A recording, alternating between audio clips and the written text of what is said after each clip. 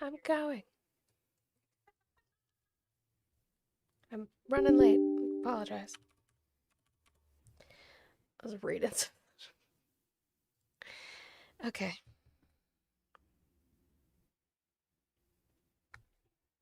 Get started here.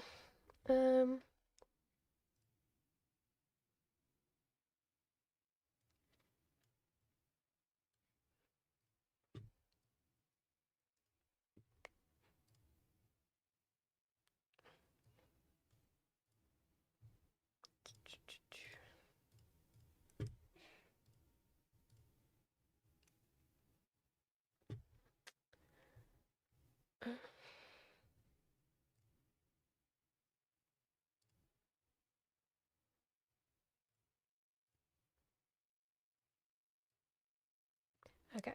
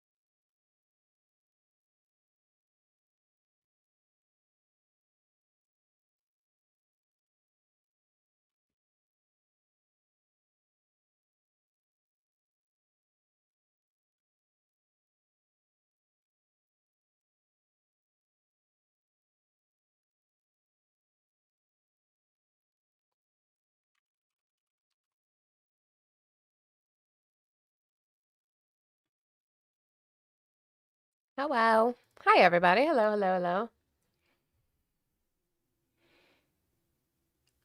Yep.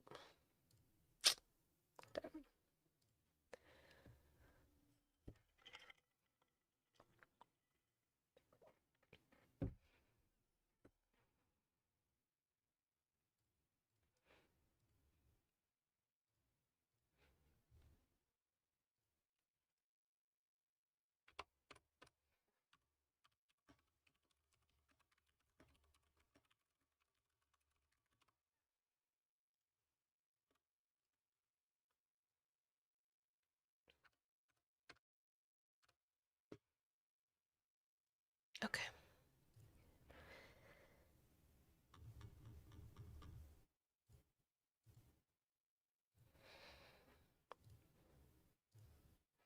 Hello, hello, hello. Over there on the YouTube and on the Twitch. I see you guys. Welcome in, Olive Raiders.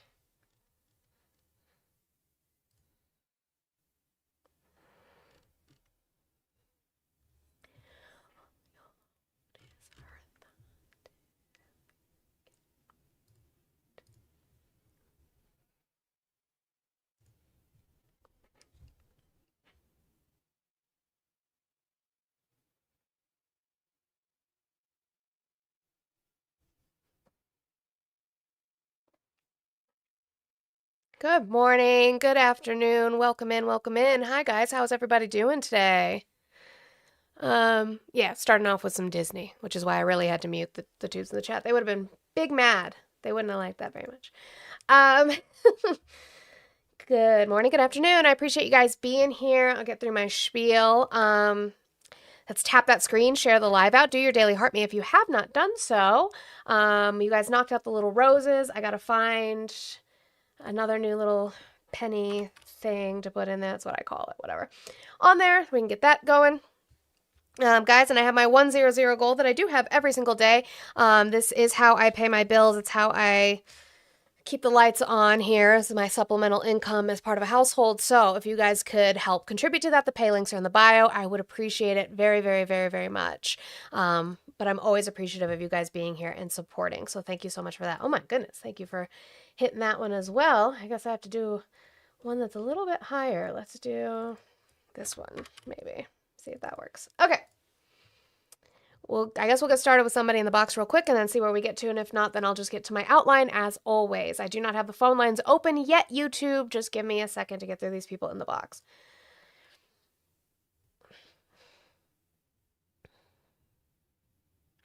Thank you, Sparky. Was that Sparky? Or thank you, Olive, for that. Sparky, thank you for the other ones. Okay, you're not gonna load? Cool. You guys have no patience when people get started on their shows. Sounds like a you problem. Okay, get that going. My microwave go. Are you hitting on me? Yeah. I don't know. But yeah, do all the good things, y'all. I was kind of like losing steam towards the end of that. You were losing some steam? Yeah. But everyone do good things. I'm ready for the outline because I know I kind of teased it already with Caroline. Yeah, that's what I'm starting with, actually, so it's even better. Look at that. Carry on. Okay. I do have some... Let's see, I'll turn the phone lines on, though. Not if you're calling with unknown numbers, though. That doesn't do anything for you. Why do you guys leave me fucking voicemails when I'm not live? I lay out my schedule every single day. It's pretty easy. I have to delete all of Mr. Therapy Sessions' voicemails. Okay. We ready to get started, y'all? Let's do it. Yes, the liberal TDS show is beginning, Captain Birdhammer. That's exactly what's happening, sure. Okie dokie.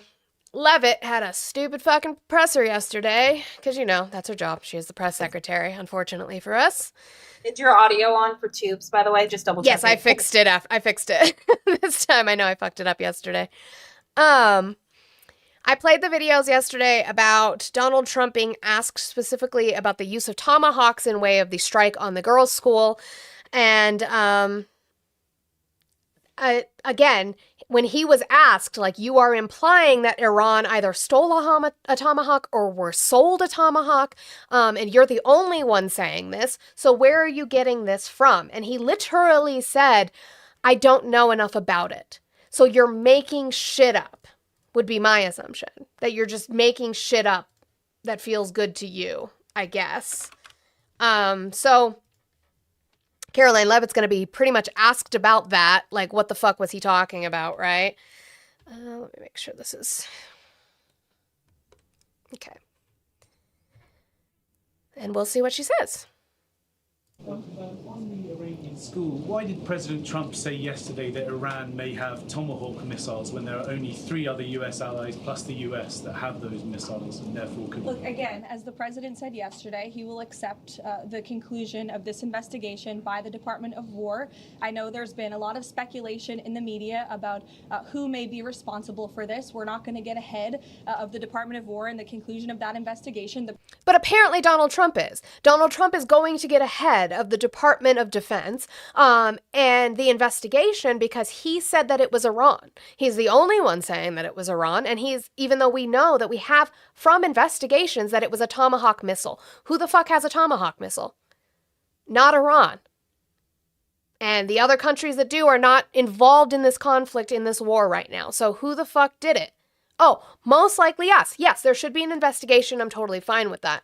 However, to sit here and say we're not going to get ahead of ourselves when Donald Trump is literally getting ahead of them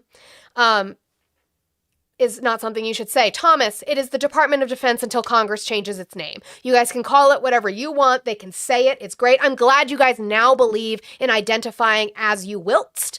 But until Congress changes it, it is the Department of Defense. Get over it. The president has a right to share his opinions with the American public, but he has said he'll accept. Oh, the president has a right to share his opinions. Sure, he has that right to share his opinions, but opinions can be wrong. And maybe, seeing as he is the president of the United States of America, supposed to be the leader of the free world, maybe He shouldn't be expressing his opinions that aren't based on shit. We'll get into that because she gets to repeat a lovely line that we talked about last week or the week before that. The conclusion of that investigation. And frankly, we're not going to be harassed by the New York Times, who's been putting out a lot of articles on this, making claims that have just not been verified by the Department of War, to quickly wrap up this investigation because the New York Times is calling on us to do so. Yeah, I am spewing my opinions, Tammy, because that's what I do. I'm a political commentator. I'm a content creator. Guys, tip your content creators. Make sure we get my goal down today just to piss off Tammy specifically. I would love to do that. I'm not the president. Maybe the president shouldn't be expressing stupid fucking opinions based off of nothing. Maybe we should hold the president, I think, to a higher standard than we hold me, personally. Correct me if I'm wrong, but if the president decides to say something out of the blue, that could cause, misinformation as serious as death to Americans, right? Yeah, ramifications, things that happen. I guess luckily on this one issue, now remember, this is for my friendlies. On this one issue, we have an adult on the Republican side, and that's going to be Senator Kennedy. I disagree with Senator Kennedy on everything else. I don't have those clips today, but I've seen the clips from him talking to the Cato Institute Beer. His name is Bier, Beer. And Senator Kennedy on immigration, on radioactive shrimp, on caramel macchiato, all of these lovely clips that I have seen the last 24 hours. Foghorn Leghorn is on one. But in this instant on the girls' school, he is being the only fucking adult in the room by saying we fucked up and we just need to admit that we fucked up. And again, I played you the clip yesterday of Fox News even saying, like, there's nowhere else this could come from, and Donald Trump is simply trying to muddy the waters on the fact that this was us. Like, that's what it was. It was us. Yes, Justin, the Department of Snow Crab Legs and Lobster Tails. What was it? Upwards of $90 billion just on food and seafood. Thank you so much, makeup-wearing Pete Hegseth. I don't understand why specifically fiscal, right? Fiscal. Yeah, fiscal. Fiscal Republicans aren't furious about how much money Pete Hegseth spent. No, they don't care because it's their guy. They only care when it's the Democrats. W. Amber for the $2, I'm going to call it a 2-2 twain. Thank you for the choo-choo train on the blue app for Fuck Tammy. Thank you, Amber. Love that. Guys, we're at 98 now. Let's see if we can work our way down on that. But let's watch Kennedy, who's wrong on a lot of things, be correct in this situation. Though, you actually talked to NBC News last night about that strike on the girls' school, and you said it was terrible. We made a mistake. I'm just so sorry that it happened. Why did you feel like it was important to say that? Because I think it's the truth. I mean, we're investigating, but I'm not going to hide behind that. I think it was a terrible, terrible mistake. The investigation may prove me wrong. I hope so. The kids are still dead. But I think it was a horrible, horrible mistake. I wish it hadn't happened. I'm sorry it happened. Yeah, I can assure you it wasn't intentional. That's not. The only thing I'll disagree with him is, can we assure that? Can we assure that? We can so accurately, as they brag about, blow up moving fucking boats that supposedly are carrying narco-terrorist weapons, since we're characterizing drugs as weapons now. We can hit those accurately enough, but we can't accurately hit a naval base right next to a school? Okay, sure. That's the sort of thing Russia does. We don't do that. But, I don't see any other possible explanation. And when you make a mistake, you ought to admit it. Most people understand no one's perfect. But I don't think our men and women who are fighting for us did it intentionally. I'll never believe that. Fair enough. So speaking of the men and women that are fighting for us. That's all of that clip with Kennedy. Okay.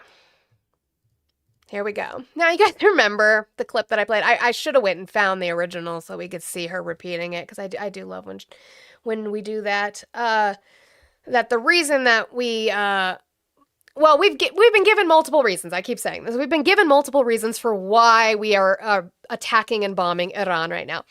And it's been liberation of the people because they were killing protesters, but apparently, we liberate people by bombing them. It has been to keep them from getting nuclear weapons, even though we supposedly obliterated their site in July of last year. So that one doesn't make much sense. It's been a myriad of reasons that they can't get cohesively on the same page about. And then most recently, that Caroline Leavitt told us that Trump had a feeling of a fact that Iran was going to attack us. Well, I guess we stick to good bumper stickers because that's all you guys' brains can comprehend, so we're just going to repeat things now. Okay. The president said yesterday for the first time that he had to strike Iran because he believes that Iran was going to strike U.S. targets within 7 days. And then he then bumped that down later to 3 days. Where is he getting that? Well, that's not the first time the president has said that he chose to launch Operation Epic Fury because he felt as though Iran was going to strike the United States and our assets in the region first. Again, I addressed this in the last briefing. He felt it. He felt they were going to do it. Based on what? Based on what intel? Based on what? He just felt it. I'd rather say he knew they were going to, right? He felt it? I thought you guys were the facts people, not the feelings people. That's interesting. I thought that's who you guys were. I'm getting that share responsibly on the live thing. See, because the administration lies so much. This was a feeling the president had based on facts provided to him by his top negotiators who had been engaged with the Iran. His top negotiators, he said it, being Steve Witkoff, Jared Kushner, Marco Rubio, and Pete Hegseth. Those are the people who convinced him to take us to war.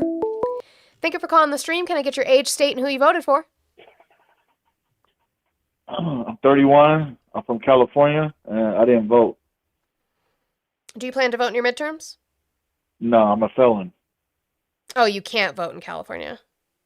Yeah. Was your I just got a question. No. Can I ask? Was your felony violent, if I may ask? Yes, ma'am. Okay.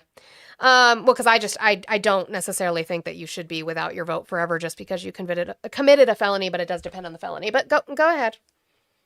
I got a question about how ICE. Sure. What about them? No, they're taking the wrong people. To be honest with you, That's true. they're taking the wrong people. You know, they're not immigrants, man. All but the immigrants, white people. Well, that's true too. But I do appreciate you, and I hope that California finds a way for you to at least be able to vote locally, even though you have a felony.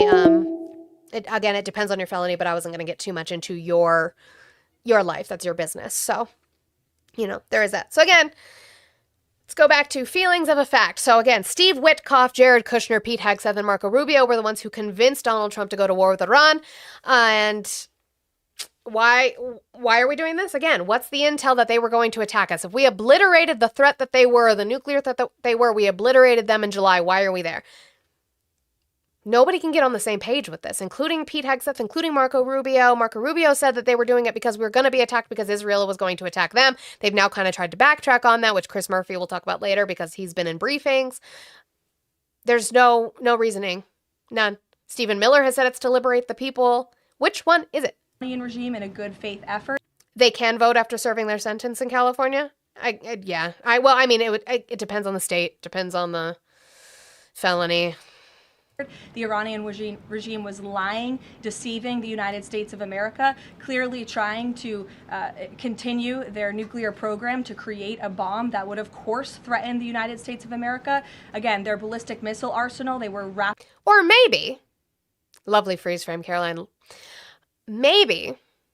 Now, again, we're going to do this thing where you guys duopoly, where you say, oh my God, you're defending the Ayatollah and the Iranian regime. No, two things can be true. I can absolutely dislike what's going on in Iran while also understanding that the reason that most countries get nukes is to be left the fuck alone. It's not necessarily that it would be a threat to us. They would have no way to launch it. It's the fact that they want to be left alone by Israel. Israel keeps fucking with them. And you know how you don't fuck with a country? If they have nukes. So maybe it's that.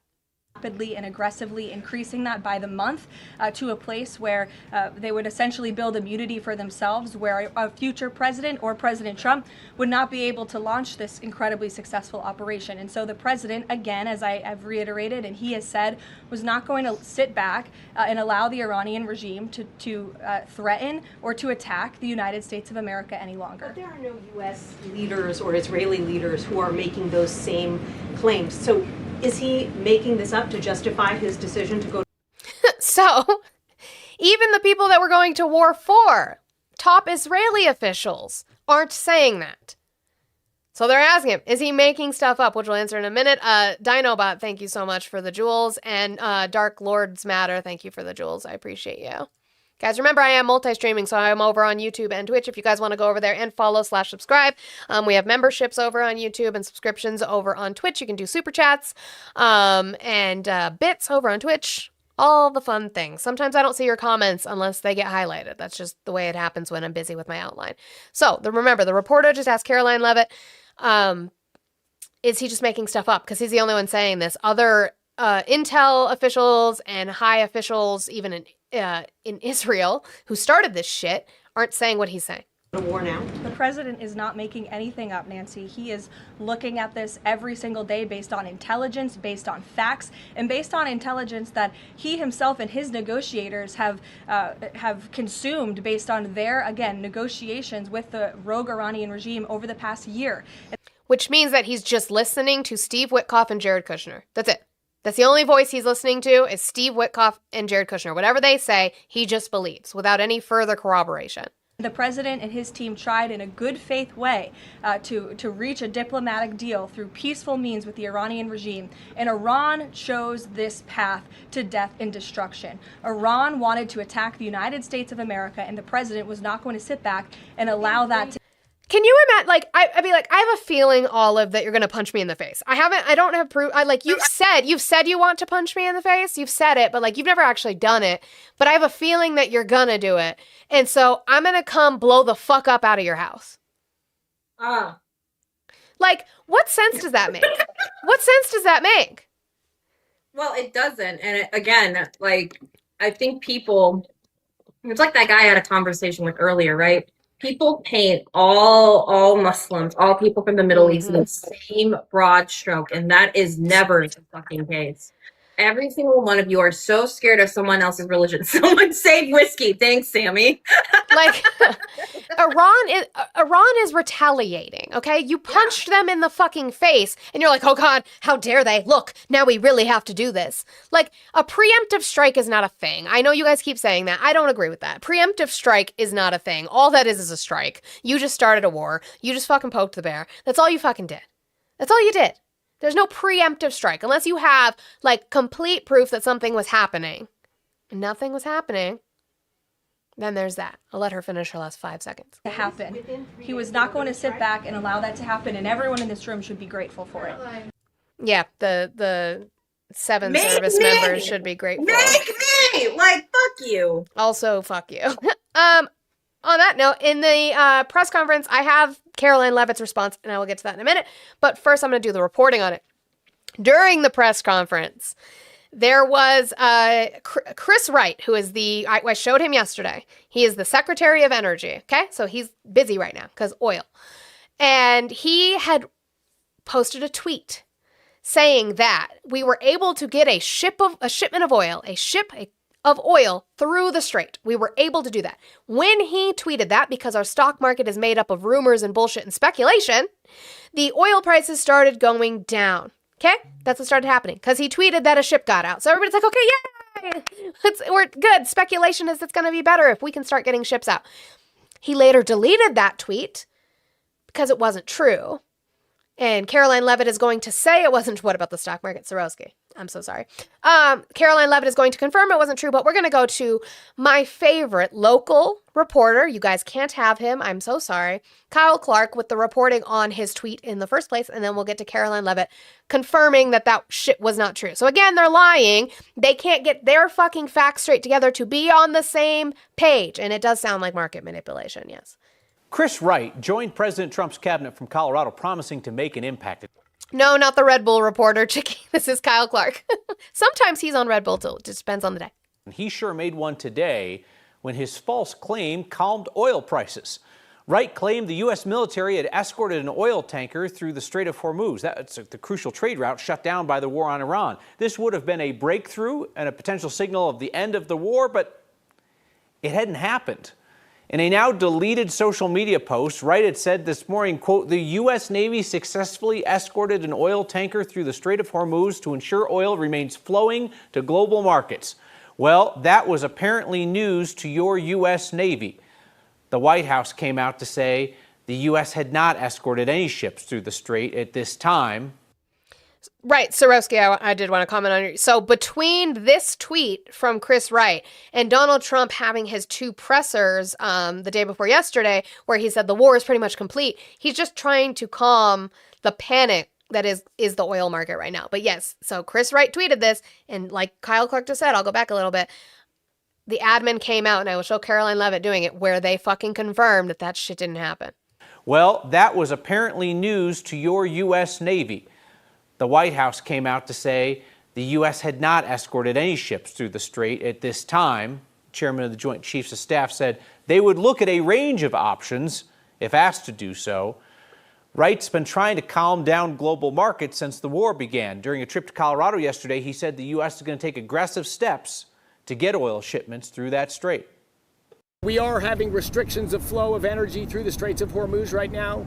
We announced that we will step into the insurance market and insure tankers to go through. A large oil tanker went through about 36 hours ago. I think you will see more of those coming. We will ultimately use the U.S. military to escort tankers out. CNBC reports U.S. crude oil markets closed down nearly 12% today, following Wright's retracted claim of military escorts through the strait. The Department of Energy said the post was incorrectly captioned by a staffer. That's why it was taken down. It's always a staffer.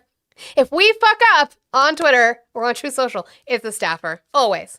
Always. It's not their fault. It couldn't be them lying. There's no way. So Caroline Levitt's going to get asked about that again, where she could, which is why my husband was literally watching it and he saw that it had gone down. I don't know if he realized it had gone down because of that tweet and because of the president's statements, but he did see where during her speaking like this about this tweet in specific, that it started going up. They're just 19-year-old interns. They can't help themselves. This is true. I have reporting on that actually today with Doge, something most people might not know about right now. Yes, I was made aware of this It's mono audio again. I'm sorry. Whichever headphone it's coming in on. post. I haven't had a chance to talk to the energy Oh, secretary no, it's both. about It's it just low. directly. However, yes, It's both. I was It's just made low, aware sorry. of this post. I haven't had a chance to talk to the energy secretary about it directly. However, I know the post was taken down pretty quickly, and I can confirm that the U.S. Navy has not escorted a tanker or a vessel at this time, though, of course, that's an option the president has said he will absolutely utilize if and when necessary at the appropriate time. Yes. Oh, so it didn't happen. They lied. I'm shocked. I'm shocked. What are we at in likes actually? Oh, 40,000. You guys are killing the game. We're going to be to 50,000 way before we hit 11, which I'm very proud of. I'm glad you guys are doing so well with your tapping. I also think the community loves you more than they love me because my likes weren't like this at all. I give them a bar. I give them progress. Maybe that's why. I can't find the bar. On Tickfinity? Oh. I can't find the bar. All right, so this was March 9th, right? This was, oh, you guys can't see that well. Let me, okay. March 9th, okay, it's a little better. It was at $94.50 for a barrel of crude oil, okay? After that tweet and Trump's comments, yeah, March 10th, it went down to, where is it? Like 83.30. Where is it here? Oh, now we're out to 87.68 because it's slowly going back up because they lied. Thank you for calling the stream. Can I get your age, state, and who you voted for? Age is 41. I voted for the PSL, Gloria Rivera, I believe her name was. And I'm in Texas. Why did you vote third party? Because of the genocide happening in Palestine. And do you vote third party in your local elections? Do you actually go out and canvass and phone bank and do all the things to do grassroots movements? I have a full-time job and a child, so I'm limited in how much. So I can how do you think? volunteer. Sure. Did you think a third party was ever going to be able to win in the presidential election with the electoral college the way that it is? I think that voting for a woman who condoned a genocide was unacceptable. She did not condone it. But Yes, she did. that didn't answer my question, though. Did you realistically think that a third-party candidate was going to win? Do you think leftist infighting is going to help stop these endless wars? It's not going to help if you keep wasting your fucking vote. Would you like to answer my question? Did you realistically think that a third-party candidate was going to win? I think that voting for a woman who supported genocide. I love that they can't answer that because they know the truth, which is that no, a third-party candidate was never going to win. And even if a third-party candidate was able to win, they would have been stuck with a Congress that is a two-party system where they still would have been voting on the fucking bills to fund Israel. That wasn't going to stop. You are not going to find a candidate to win who does not support Israel. You want to talk about leftist infighting? How about you be a harm reductionist and actually give a fuck? Did that help? Did that help? You don't even know her fucking name who you voted for. You don't even know her fucking name. But you care. You care so much. How are they doing? Gloria La Riva. You didn't even know her fucking name. You said Rivera.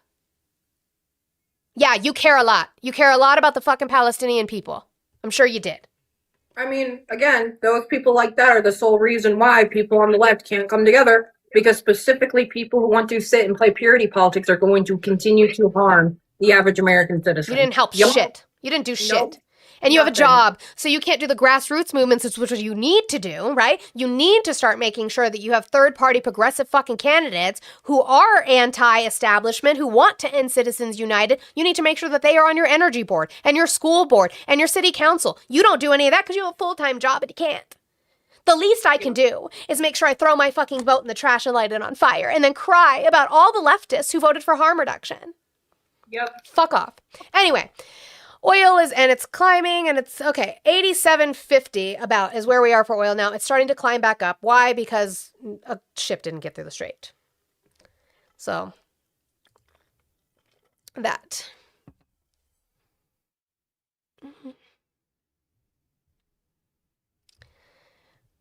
Now we're going to go back to Russia. We spoke about that yesterday.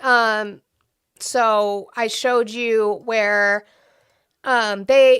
Donald Trump said he spoke to Putin about the never-ending war that is the Ukraine. So apparently I feel like he's just washed his hands of it, even though he lied to y'all and said he was going to end it within 24 hours of being elected. He's washed his hands of that. I showed you Steve Witkoff specifically saying that that Russia said that they are not giving intel to Iran and that they take them at their word. That's what Steve Witkoff said. They take them at their word. So we're going to ask Levitt to explain that, the administration's position on the fact that Russia actually came out publicly and said, we support Iran, our Iranian friends, we support them, but we're taking Russia at their word that they're not helping them at the same time. Let's see what non-answer we get out of that. Thanks, Caroline. The president said yesterday that President Putin told him he wanted to be helpful in the Middle East. The Kremlin put out a statement where Putin said, quote, I would like to reaffirm our unwavering support for Tehran and our solidarity with Iranian friends. How does the president think that Russia could be helpful, if not helping Iran? And did the president push Putin on Russia sharing intelligence with Iran in this war? The president and his special envoy Witkoff have both said that, of course, they've sent a message to Russia that if that was taking place, it's not something they would be happy with, and they hope that it is not taking place. As for further details about the discussions between these two leaders, I'll leave it to the president to divulge any more of that conversation, but he did confirm it yesterday and provided you with a little bit of the background and his view and his perspective, as he always does. Luke. So, no answer. Nothing. Thanks for that. Love it. Lovely non-answer. I wonder who they're going to have replace her once she's too preggers to be up there. I thought it was going to be Erica Kirk, but you know what? She has a position now and one. To be fair, the only reason I'm not talking about that is because she's taking over what would have been her husband's position anyway. You really think so? No, they said that. Charlie Kirk was going to take that spot. I didn't know that. On this board that didn't exist yet. Why? So. Like, that still doesn't answer my question. But that's why I'm saying, that's why I'm not talking about it, because it's like he would have done it. No, touche. I'm so He would have flabbergasted. taken it, so it makes sense to fucking give it to him. I'm just flabbergasted. Here's a Republican senator who's going to get asked, do you trust Russia? Because, apparently the admin just trusts their word. So let's see what Senator Banks from Indiana has to say about that. Do you trust Russia at its word, telling the White House that they're not sharing intel with Iran?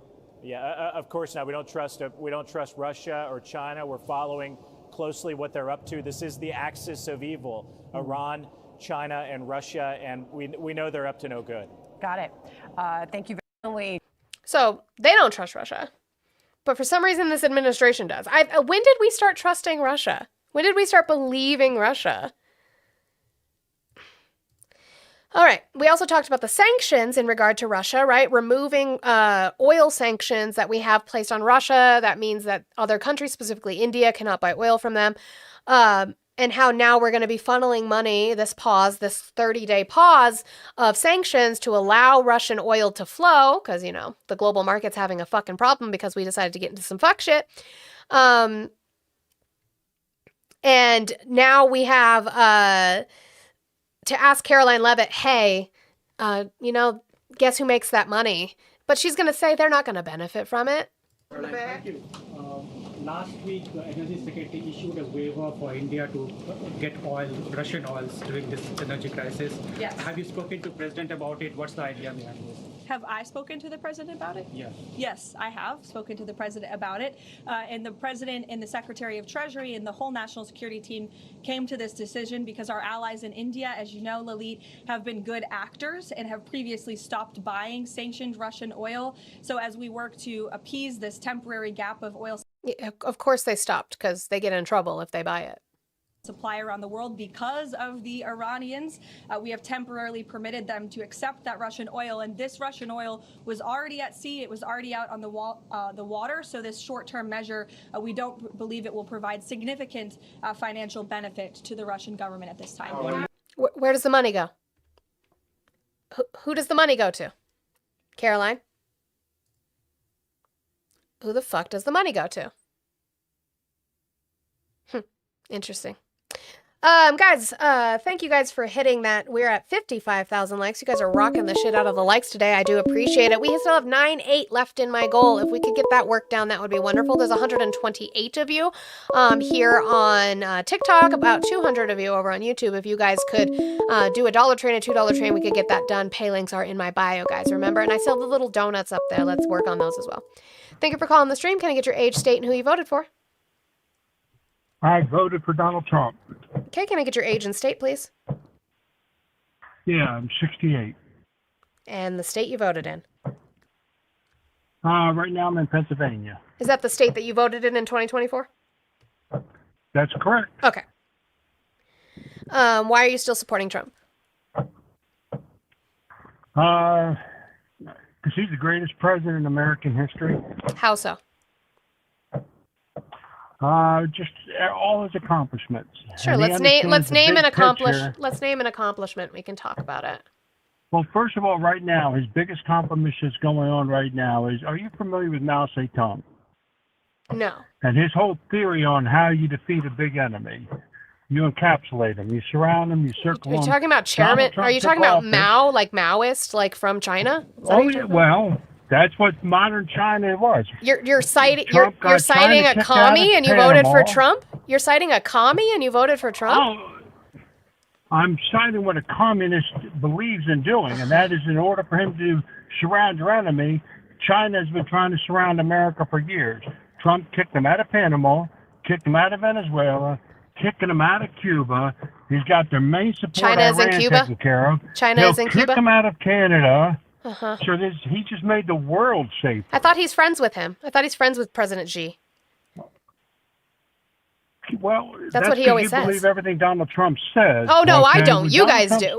What? Read the art of the deal. No, he didn't write that. He didn't write that. When Donald Trump stands up there and he's negotiating, he didn't write that. Okay. China is in Canada. He compliments the other people. He kicked China out of Canada. Compliments. Do I think China what? He kicked China out of Canada? He's going to when this is all over. China will be out of Canada. China is in Canada right now? China has a lot of major oil reserves in Canada. Yes, they do. Can you show me that? In Alberta. If you can look it up and find out that China. No, you go ahead. You go ahead and find that for me. You go ahead and find that for me. How is he going to make Canada give up the fact that China has oil reserves there? Well, first of all, Alberta may help them, and Alberta may leave. Is Alberta Canada the entirety of? altogether. Is Alberta the entirety of the Canadian government? No, but they're 90% of the oil in Canada. Oh, well, that's Canada's business. Canada's cutting us out of deals because we can't be trusted. So what the fuck does that have to do with us? If Alberta leaves Canada, then Alberta Where are can they make going? a decision to kick Where are they going? China out. They can go independent. They can come part of America, whatever they choose. It doesn't matter what they choose. They can't leave. Canada is the important part. They can't leave. That's not a thing that they can do. Why can't they leave? How are they going to fund their what separate government are they going to be able to fund? They fund Canada right now. They're the major source of income for Canada. They're the #1 province in producing income in Canada. They don't need. I'll bring you up, Megan, but he can't hear you. He can't hear me. But so tell him to pause. Tell him that Alberta is treaty land. It is indigenous land. They can't just fucking get up and leave. So, most of it is under treaty. I have a lovely. So Alberta can do hold whatever on. they I want. have a lovely friend who lives in Canada. Alberta is treaty land. It's indigenous land. It cannot go anywhere by law. I don't believe that's true. Oh, can you show me something of the opposite? I love when Americans think they know about Canada. That's great. No, listen. Have you ever been? How many times have you been to Alberta? Never. Hello. Yes. Okay. I'm speaking I was with in a the oil Canadian. field for I am years. speaking with my Canadian spouse right now. Right now. They are on the live with me. They can hear you. You cannot hear them. Alberta cannot leave. It is treaty land. If Alberta settlers All right, want you know to what? leave, Tell they have to your leave the land. husbands, and I will definitely look that up. And thank you for the information. If that's correct, cool. Then obviously I'll have to change my. It's going to be a little bit more difficult for Trump to kick Canada out of. kick the Chinese out of there. So But let's he get will to obviously So come let's up- get he's back a to. smart guy. He'll figure out a way. I'm sure he is. He's a smart guy, but I can't listen to everything he said. I can't believe everything he said. Hold on, time out. You made a statement. Uh-huh. Give me one person that you've listened to everything they said. No, I Thank you, don't. politician. I don't, but you Right. just said Donald Trump is a smart man. I asked you before. He said that very he is smart friends. man. He is friends with President Xi. So why don't you believe him when he says that? Because I read The Art of the Deal. That was way He also before he was said, president. He is nice now things about president. Putin. He is now also president. saying things about He is the now Castro president. family. He is now president, and he says he is friends with President Xi, and he's That's actually right. not He's done also anything. negotiating with He's the- with really our not big- done he's the- anything. He's really not done anything to combat China at all. Yeah, okay. How about kicking them out of Panama, kicking them out of Venezuela, kicking them out of Cuba, Kick kicking them them out out. of Iran? He didn't kick them out. He just stole Venezuela's oil reserves. That's what he did. Which even then he didn't do Negative. because He the stole regime whole is still in country of charge. Venezuela. No, who's He in charge of stole the Venezuela? entire Who's in country charge of Venezuela? Who's in charge of Venezuela right now? But right now, just like any other new regime coming in, it's chaotic. No, and you no. have- What's the name? sometimes you No, to they go through have chaos in no. order My to God, solve you guys it. are stupid. They have a leader. What's her name? Do you know it's a she? I think she's a puppet. Do I think she's a leader? No. I Who think she's a who puppet. was She's- she? She's put in there to- Who was she? Because it's not new. Right now, She's not her new. name escapes me, but Sure. she ran for president. She won the presidency, and then Maduro stole the election from her. Her name is Delcy Rodriguez. She was Maduro's vice president. You fucking nitwit. Right. So it's the same. Okay. So it's the same regime. So it's the same regime. So it's the same regime. You are a typical communist Democrat. You always have to accuse people and call them names. You just cited a Why can't communist you for their have a tactics. conversation You just cited a without communist for their trying to- tactics. You just cited You a are a communist for their communist Democrat. tactics. I'm Delcy listening to Rodriguez. that show. You're It's not a new communist regime. Democrat. It's not a new Did you vote for regime. Harris? It's not Did a you new vote for regime. Harris? No, I'm not a Democrat though. Did you vote for Harris? Yes, I'm not a Democrat though.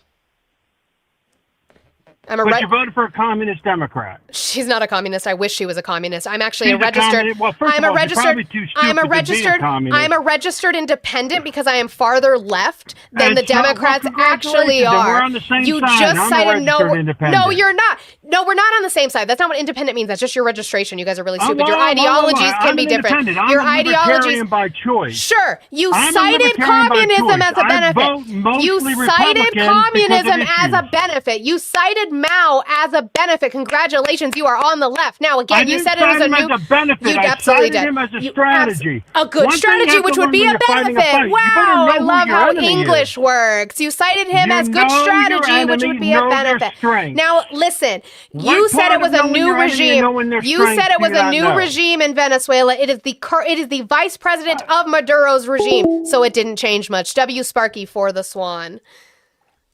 Stop looking at me, Swan. Cite Mao. That's great. My lefty heart. I couldn't hear what he said. It sounded like he said like Mao Zedong or something, not Mao Zedong. Yeah, cite Mao. Go ahead.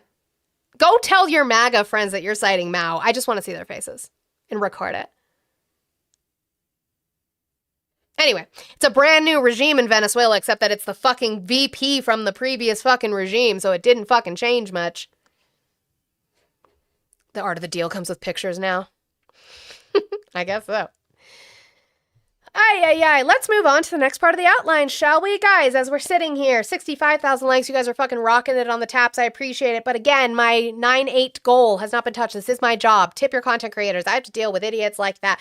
So if you guys could support me, that would be fucking wonderful. I'm also multi-streaming. So I am on YouTube and Twitch. If you guys want to go over there and follow or subscribe, that would be wonderful. I would appreciate it. And we will move on. This is Trump's former National Security Advisor, so my guess would be from the first term. And she's going to talk about the never-ending semantical game that you guys like to play about the declaration of war in the Constitution and who gets to declare it. So we're going to get to her first part. I'll pause it. We'll talk about it and get to her second part. Chinese ships still flow through Panama. Right, he didn't kick them out of Panama. Anyway. Congress does not have a constitutional role in the declaration of war. Congress has a role in... What? Sarah, say that again.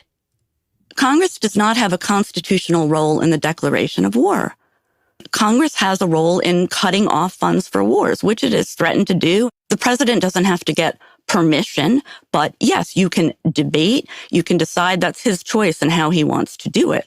I mean, here... Audrey, it says the Trump's ex-national security advisor, Klein, or not Klein. Klein is him. That's him. What's her name? I'll find it. I'll find it while we're sitting here. I will quote the Constitution. The Congress shall have power to declare war.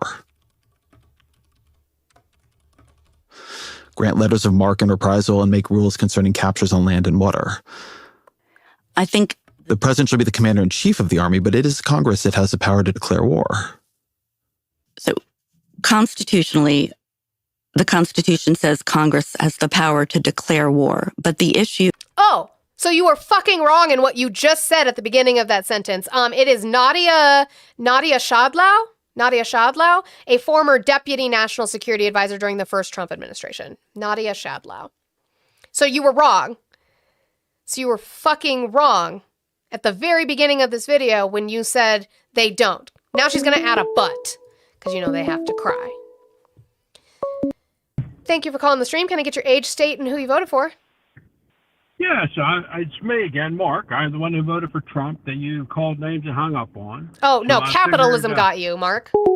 I know that you like Mao and you're a commie, but we live in capitalism right now, so capitalism got you. So she's going to, yeah, let's have her little butt. Essentially be the commander-in-chief of the army, but it is Congress that has the power Constitutionally, the Constitution is constitutioned. to declare war.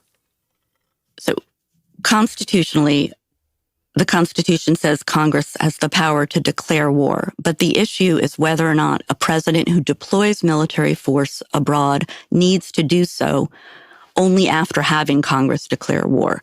There are... So, sure. There's a lot of gray area in that, which we've talked about within the Constitution. You can read it within the War Powers Act. You can read it, which is his allowance to be able to complete certain operations and deploying our military for a set of 30 up to 60 days. Then Congress has to step in if it's going to be a longer thing. So again, she's still wrong here in the fact of trying to exclude Congress from it altogether. Congress still has to be involved. They have to be notified, usually within 72 hours of strikes beginning. And then after 30 to 60 days of a specific operation, they have to get long form approval. Now she's going to go into one of my favorite things y'all do, which is that there are constitutional scholars and lawyers who are arguing this point. She can say it, and then we'll talk about it. Arguments by constitutional lawyers, which I'm not, like Robert Turner and John Yoo, who argue that the issue has... Yes, FG. Obama absolutely did that too. Yes, we can talk about... there were strikes that he had AUMF for, which AUMF, it was already approved by Congress. It already happened. Libya specifically is one we could talk about where he did not. And it was a problem. And I absolutely think it's a fucking problem. The amount of power that the executive branch has been able to consolidate over the last 60, 70, 80 years in regards to war powers has been a fucking issue. To do with the term declaration and what was meant by declare versus the president's ability to deploy U.S. forces around the world. So she's doing the Andrew Wilson. What's meant by declare? What does that mean? We're just going to argue about that in way of constitutional scholars. I'll let her repeat that again. Argue that the issue has to do with the term declaration and what was meant by declare versus the president's ability to deploy U.S. forces around the world, which U.S. presidents have done. So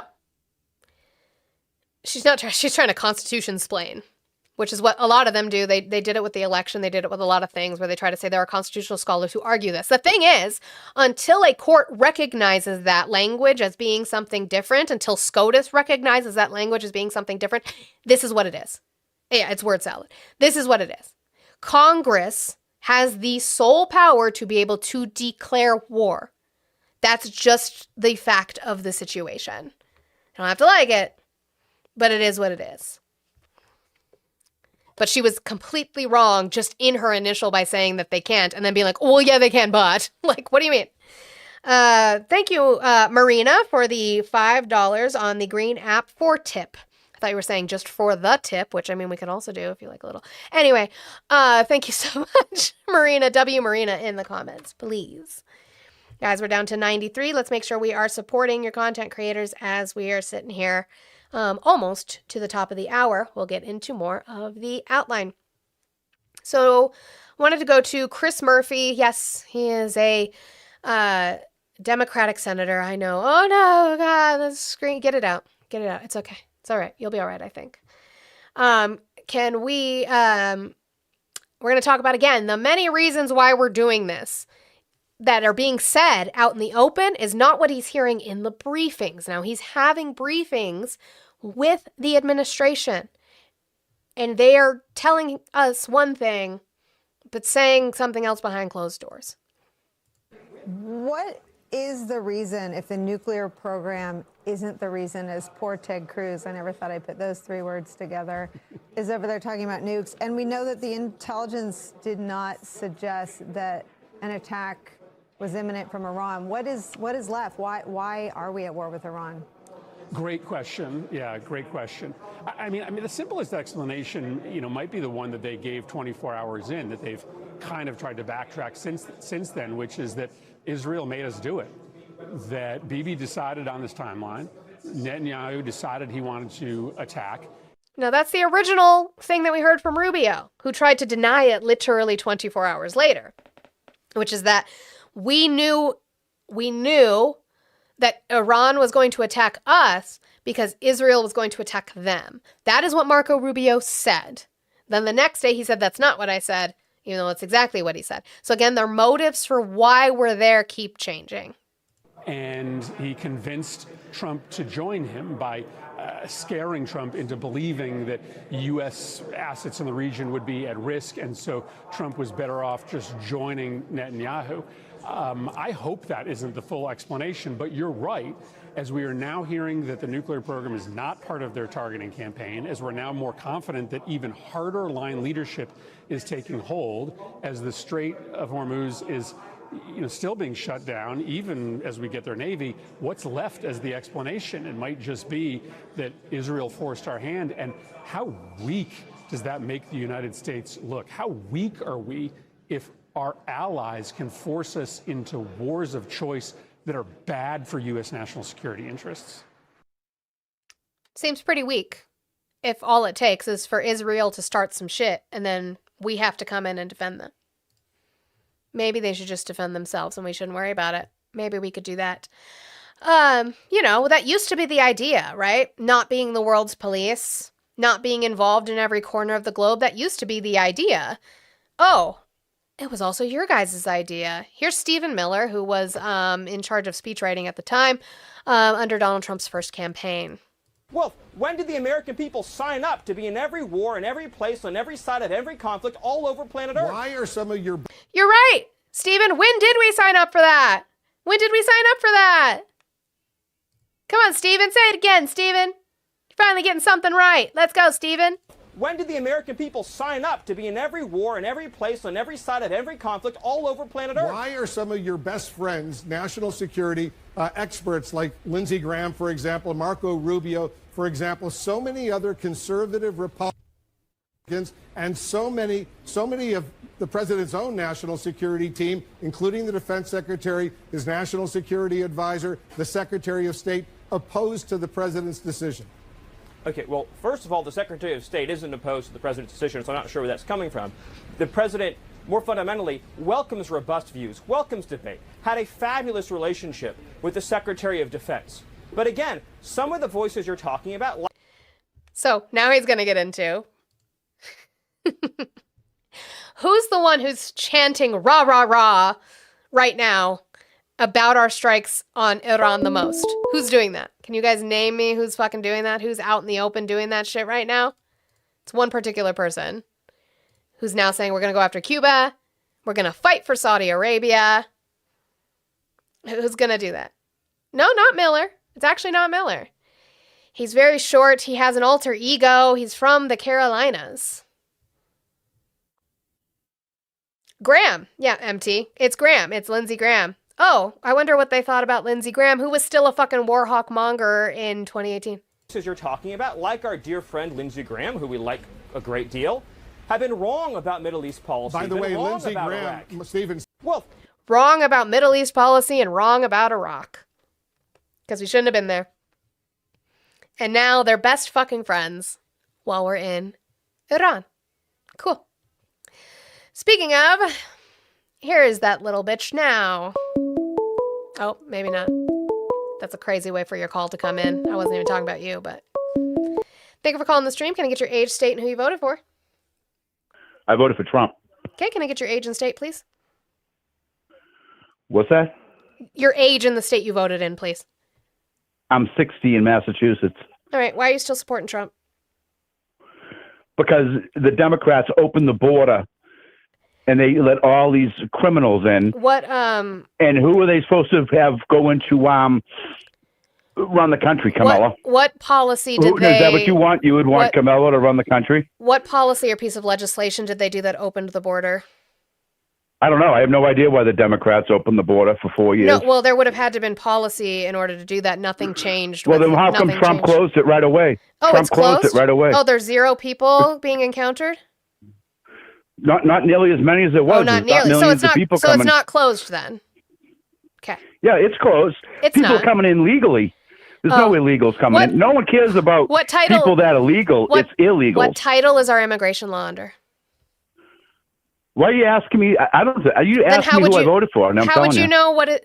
How would you know what is illegal if you don't know the title that our immigration law is under? Well, it's kind of illegal when they're climbing over a fence and swimming across a river. Not necessarily. No. Do you know what the asylum law is in our country? I know you don't. No, probably don't. But they're not supposed to do that. What they were doing. What are you supposed to do with asylum? They're not supposed to come here. They should have stayed in Mexico, or they should have stayed in the first country they came to. Oh, show me where that's our law. I would love to see that. Where it's law? Yeah, where it is the law that they have to well, go if they're going to a different for asylum, country. they get to pick what country they want. Yeah, pretty much. If their asylum laws allow for them to do so, yeah. No, you could pick any country you. So to claim you're asylum, talking yeah. Crazy. To claim asylum, yes. Yeah. No, I don't think so. Oh well, you don't know the law. How would you know? Because it doesn't make any sense. You just what other country in the world can you just go climb over their fence? Oh, or go into to their claim border asylum? To claim and then asylum, get quite a free- few other countries, but we're talking about the United States right now. But you can do it in Australia, you can do it in Canada, and you then can do get it in the all UK. kinds of free, and they get all kinds No. of free stuff. Oh, prove that to me. I You would know love what I to mean? see where they're getting free stuff. Where they're getting free stuff in Massachusetts. Oh, all the black from kids the in state? Boston From the lost state? all their. From the state or federal? I don't know where it's coming from, but Oh, they're states' putting all rights. the poor American black kids States' on the rights. street, and Are they're you putting black? all the Mexican. Are you black? No, I'm not black. Okay, no, so I'm then don't white. talk about black issues.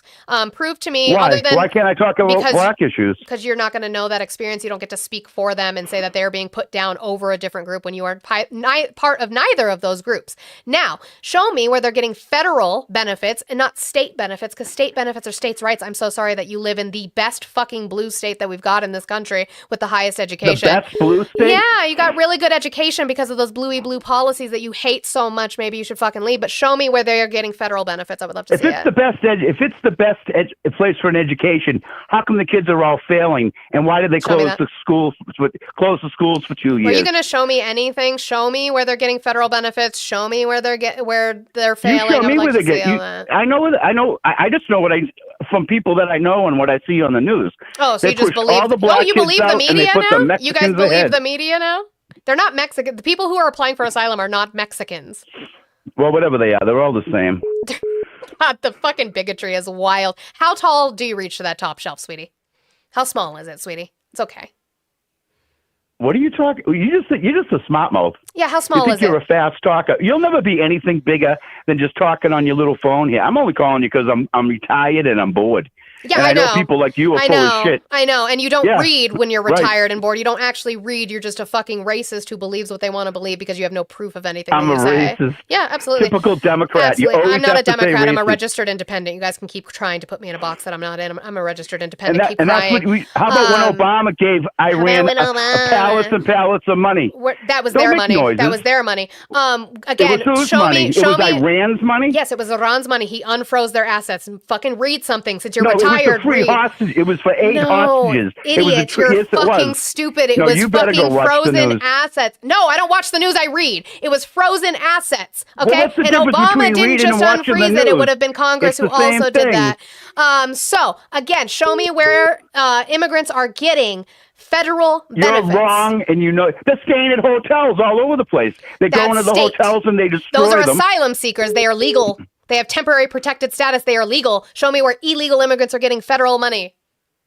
That's how they come in. That's how they come into the country. Like I've already said, swim across a river. hop Asylum is over a legal. fence, If you millions want of to them. change it, change the fucking law. Congress All right, hasn't so you changed agree with me. asylum. So No. you agree- No. so you agree with no, me. I'm saying you're bitching Yes, about you do. something that they're not trying to change. That's what I'm saying. You are bitching about something they are not trying to change. That is the law. That's the law. Asylum, they can come in however the fuck they want. They can goddamn fucking sky jump in. Okay? That's an issue. Congress, which your people are in charge of, even though you're in a fucking bluey blue state, aren't changing it. Bye. Capitalism got you. Again, W Sparky. Swim across the river. Swim across the river. Park the car in the Harvard Yard. You guys don't like the law of asylum, change it. They don't change it. What do you want me to do about that? Thank you for calling the stream. Can I get your age, state, and who you voted for? Hey, yeah, this Pete, and my state, Florida, 38, and voted for Trump. Okay. Why are you still supporting Trump? A lot of reasons. Sure, let's name one and we can talk about it. Okay, one in particular, I like his stance as a president, strong stance on our foreign policy as it pertains to like terrorists or I guess countries that don't have the best interests, America's best interest or the world's best interest in mind. And what strong policy is that? Well, just his stance. His stance. I like that he went after Iran. I like the. What about the other, fact that he campaigned off of no new wars? Okay, you asked me why I'm supporting him, right? Yeah, I didn't- you didn't now say- I'm critiquing that. You just said because of his strong stance, and Okay, especially you what like what does- he's doing in Iran. How about the fact that he campaigned on no new wars? Okay, You're okay with the fact that he that's lied called- to you? That Okay, that's called a red herring. I'm arguing It's not. why No, I I'm support critiquing him. your position on strong foreign stance when he What campaigned on what no does new that have wars. to Did you? do? You're happy Okay, that he lied about no new wars then? you would have to argue me with the. I don't have to argue shit. I can argue however the fuck I want because it's my fucking platform. If you want to hold your own little Phil Bro one, you can do it yourself. Thank you for calling the stream. Can I get your age, state, and who you voted for? 49, North Dakota, Pee Wee Herman. You voted for Pee Wee Herman. You're damn right I did. Okay, you know that he was dead during the 2024 election, and you know that he was a gay man who opposed Trump, right? Yeah. Okay, cool. W. Sounds like your hubby. It's not. I know his number. Trislitis. Fickleus. No. I'm done with you. If you don't want to have a genuine conversation where I critique your views, if you just want to spew your views because you believe them, that sounds like a you problem. Anyway, we're going to get back to Drunky McDrunk, Lindsey Graham now. I'm going to turn the phone lines off for a second so I can play this video about how, again, they lied to us because I thought that we obliterated their nuclear program. Did we obliterate their nuclear program in July of 2025 or not? Now, President Trump, thank God he was there. He's the right guy at the right time. And when he heard they were that close to 10 obviously, Fox News is playing him off. I apologize for the music. weapons, he acted. And you know what? When this is over, we're going to obliterate their nuclear program, and there's going to be a new dawn in the Mideast. President Trump, you did the right thing. God bless you. And Steve and Jared, you literally saved the world from terrorism.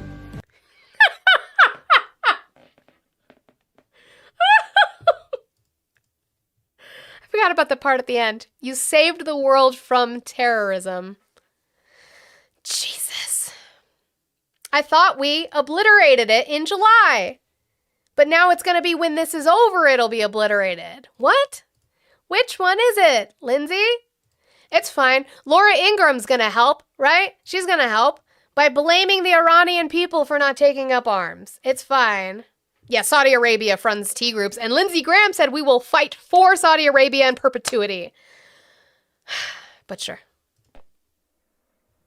Well, that was the night that we launched Operation Epic Fury. But now that the United States is close to reaching its objectives there... Are we? Are we? Are we close? Because Pete Hegseth says it's just the beginning. Donald Trump says it's ending soon. Which fucking one is it? Where are the Iranian uprisings? Where are the Iranian uprisings? Huh. Now we're blaming the people that didn't ask us to come in. That's what we're doing. When I talk about Iran, it always gets them really mad. Thank you for calling the stream. Can I get your age, state, and who you voted for? Hey. Can I get your age, state, and who you voted for? Hi, how are you doing? I'm good. Can I get your age, your state, and I'm who watching you voted your for? live on. That's great. Good for you. Thank you for calling the stream. Can I get your age, state, and who you voted for? 65 in California. Okay, who'd you vote for? Trump, of course, Okay, why are you still supporting Trump? because he's a strong leader. In what way? In what way? Mhm. Well, he takes action on drilling for more oil to lower prices. How are those gas prices looking? Oh, they've only went up 50 cents. That's far. Only 50 cents is a crazy thing to say. No, it's not. It is.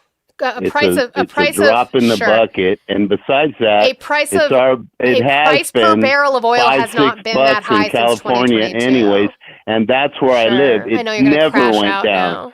Don't tell me No, that I'm I not can't crashing glaze out. Trump's You need to taint. get educated, is what the deal I is. am. Show me where he No, has. you're not. Show me where we have, because we don't keep our oil. We send it out. So drilling doesn't do anything. We sell it. Yeah, and then we import oil from other places. Guess where? Nah, that's not true.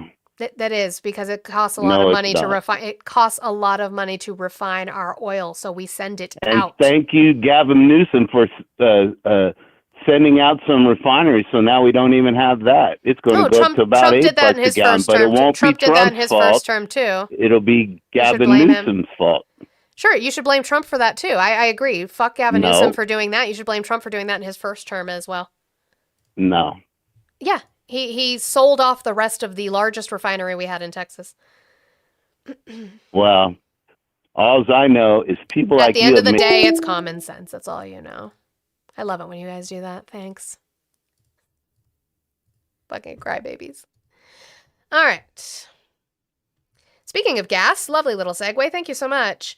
Senator Marshall is going to talk about the fact that freedom isn't free and y'all need to stop fucking bitching about gas prices, even though you bitched about gas prices under the Biden administration, because they hurt.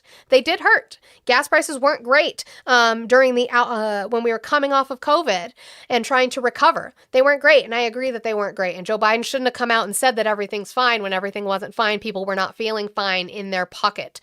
That's now what's happening now, but this administration and the people who glaze this administration are going to tell you to shut the fuck up and that it's sacrifice and you should just do it even though it hurts. Right. I mean, I just asked because you described it as a hiccup, the gas prices and the change in the oil market that we're seeing. I mean, if they're lifting sanctions on Russia, clearly they're worried it could last longer than just a brief period, don't you think? I don't, Caitlin. I think you're really reaching here. I think just as quickly as we took those sanctions away, we can put them back on.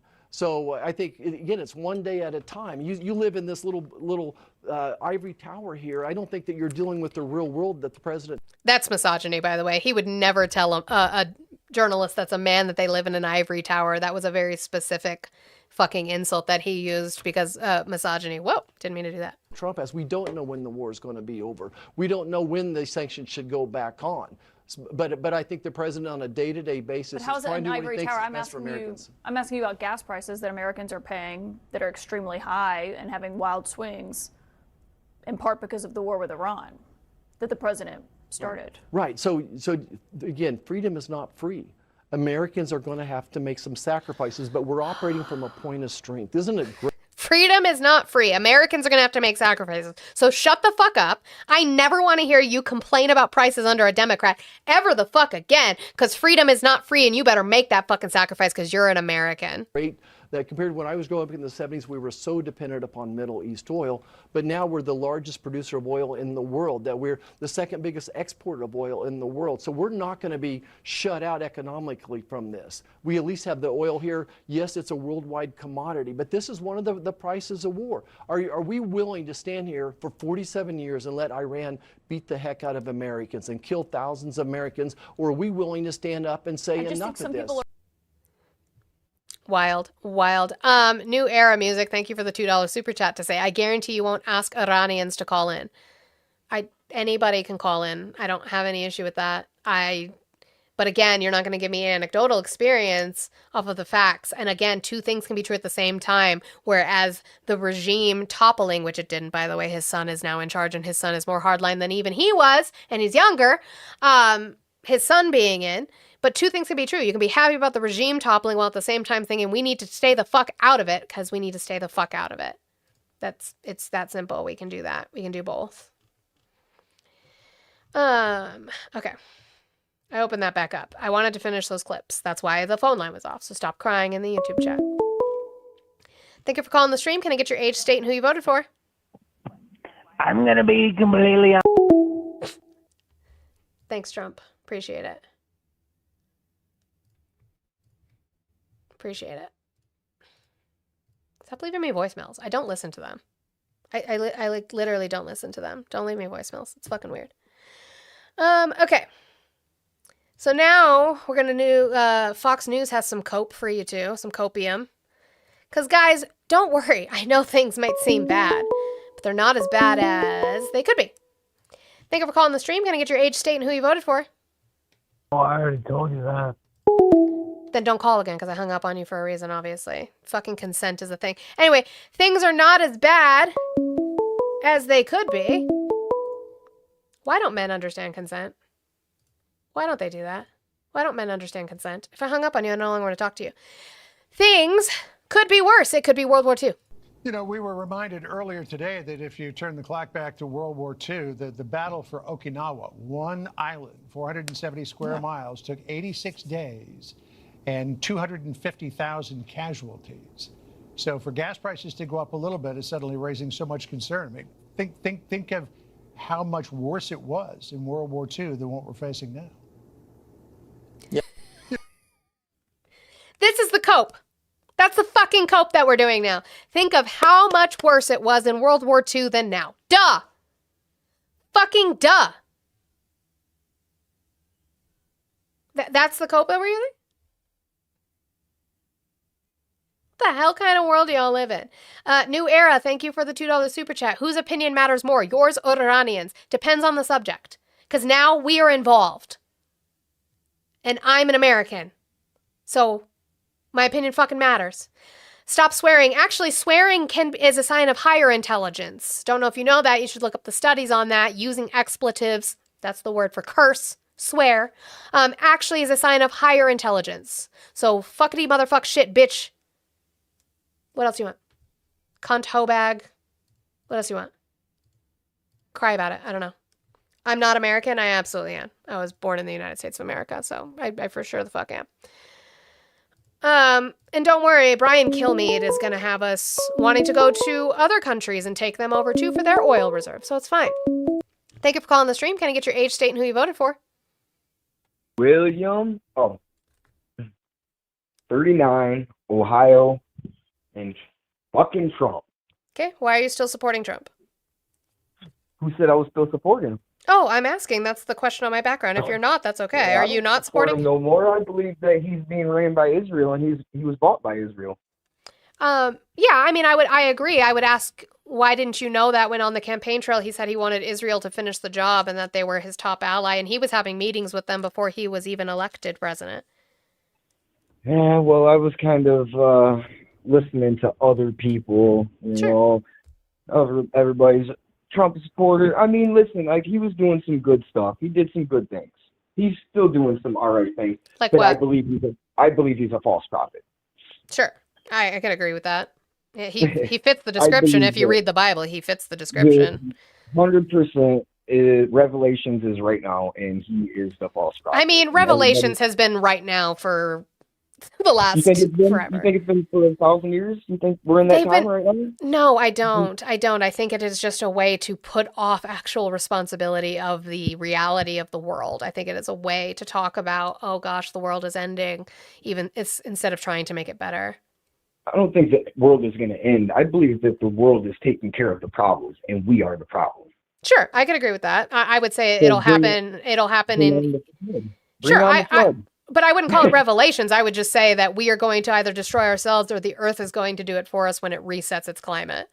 I'm pretty sure it's resetting it. It's getting ready to. It is. It's working on it. It's not going to be swift, though. It's not going to be swift. It's going to be a slow process of climate change, of suffering of humans, unfortunately. But we didn't negate that. So. It's going to suck. It's going to suck for us, and that's why they're trying to get us off this planet.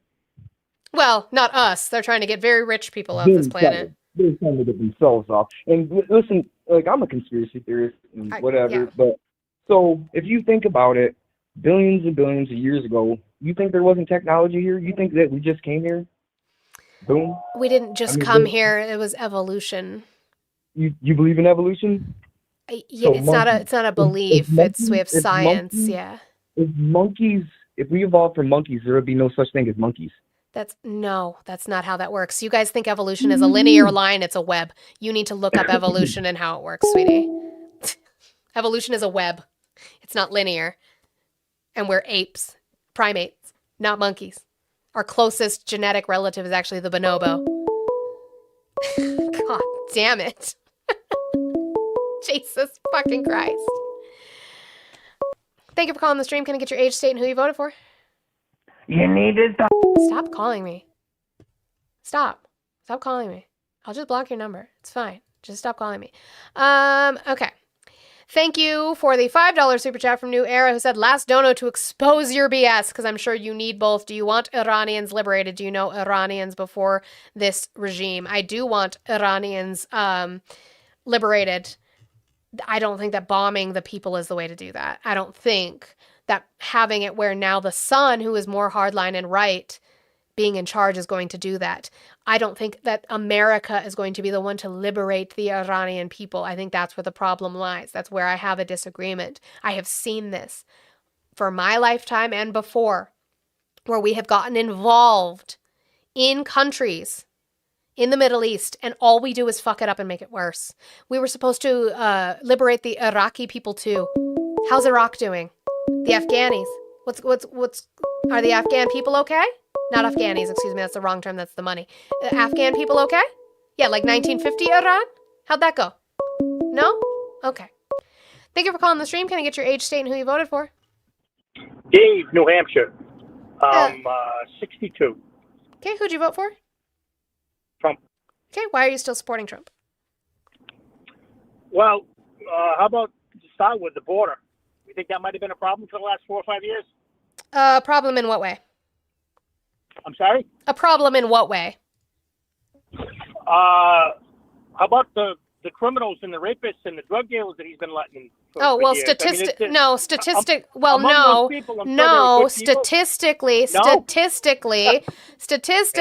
immigrants commit less crime than U.S. citizens do. Yeah, okay. So Tell no. that to the 1,700 people that were killed by these animals. 1,700 in the span of what amount of time? Yeah.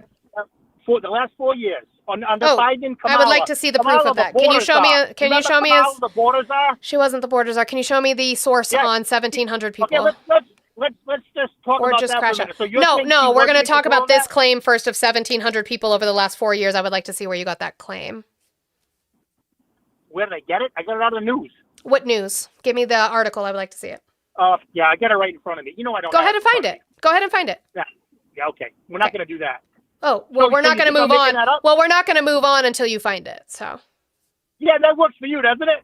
It does, because I prefer to live in the world of facts. So if you're going around spreading this around and it's false information and it's not true, how about what about when you find that source, go ahead and call me back. Okay. Glad we got that. Because you just believe shit. You don't actually look shit up. 1,700 is crazy. Thank you for calling the stream. Can I get your age, state, and who you voted for?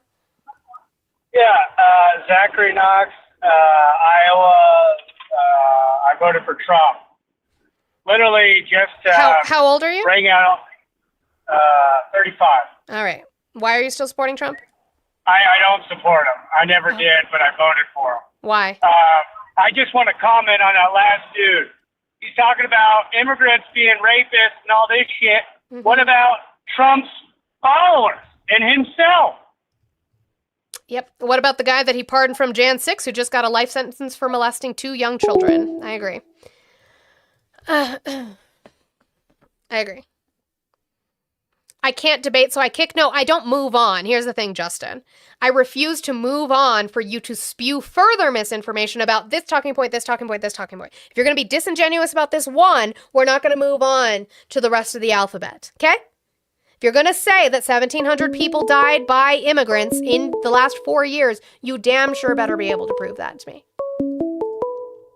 Or else we won't move on, and that's it. If you call already and I hung up on you and you don't have a fucking source for me, I'm not talking to you again. That's just it. Okay, so again, Brian Kilmeade is going to go off on a tangent of we should take over this specific island now for the oil reserve. So that's great. More colonialism. Love that. Let's see. Chicky. Did they... Thank you, Chicky, for the 5 on the Blue app. Did they trade meds for internet access at the nursing homes today? I think so.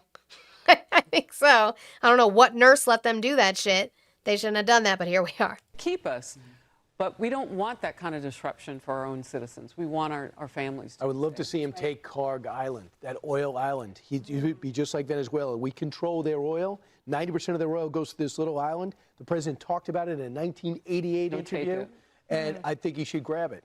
Wouldn't that portend stability? We're just gonna start taking over other places, huh? That's what we're gonna do. Here, let me update that. But I will not put that number. So what we're gonna do is we're gonna write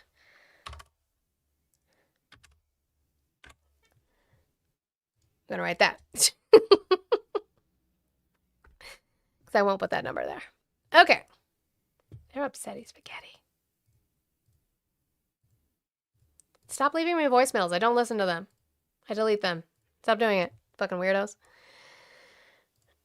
Mike Johnson is going to commit to sitting on his hands, though. The power that Congress did have is now dead and gone because we have Republicans in office who are just going to let Trump do whatever the fuck he wants to do, unfortunately, for America and its three branches of government and its Constitution. But if this does drag out for a month, 2 months, 3 months, is there a role for Congress then to step in and either do a war powers resolution or a formal declaration of war? What is the, at what point does Congress need to assert itself? We'll have to see. We have asserted ourselves. The president, up to this moment, and his administration have complied in every way with every provision of law. They have informed us both before, after, and during the operation. We've been in almost constant contact about it. They're keeping Congress apprised, which is the legal obligation. If it comes to a declaration of war, then Congress would step in and act and exercise its authority. But we all know that that has not happened in many decades, in spite of the various excursions that we've been involved in. This commander-in-chief desires peace. He's demonstrated that on the world stage. He's ended 8 wars, as he always reminds us, and he's trying to end the others. But this was a situation with an avowed enemy of the United States that had killed American citizens, presenting imminent harm to our troops and personnel and citizens, and the president acted accordingly to protect America's interest, and I think that's appropriate. Right. So it means he's going to do nothing. He's absolutely going to do nothing. I had a couple people in the YouTube chat say the Board of Peace. That's not a governmental entity. You know that, right? Do you know that? Do you know that that's not attached to our government? Do you know that? But he's supposedly committing $10 billion of U.S. governmental money, our taxpayer money, to the Board of Peace. Did you know that? Did you know that that's not a government entity? Maybe you should look at that. And look at the people who are on the Board of Peace. They're not peaceful entities at all. Thank you.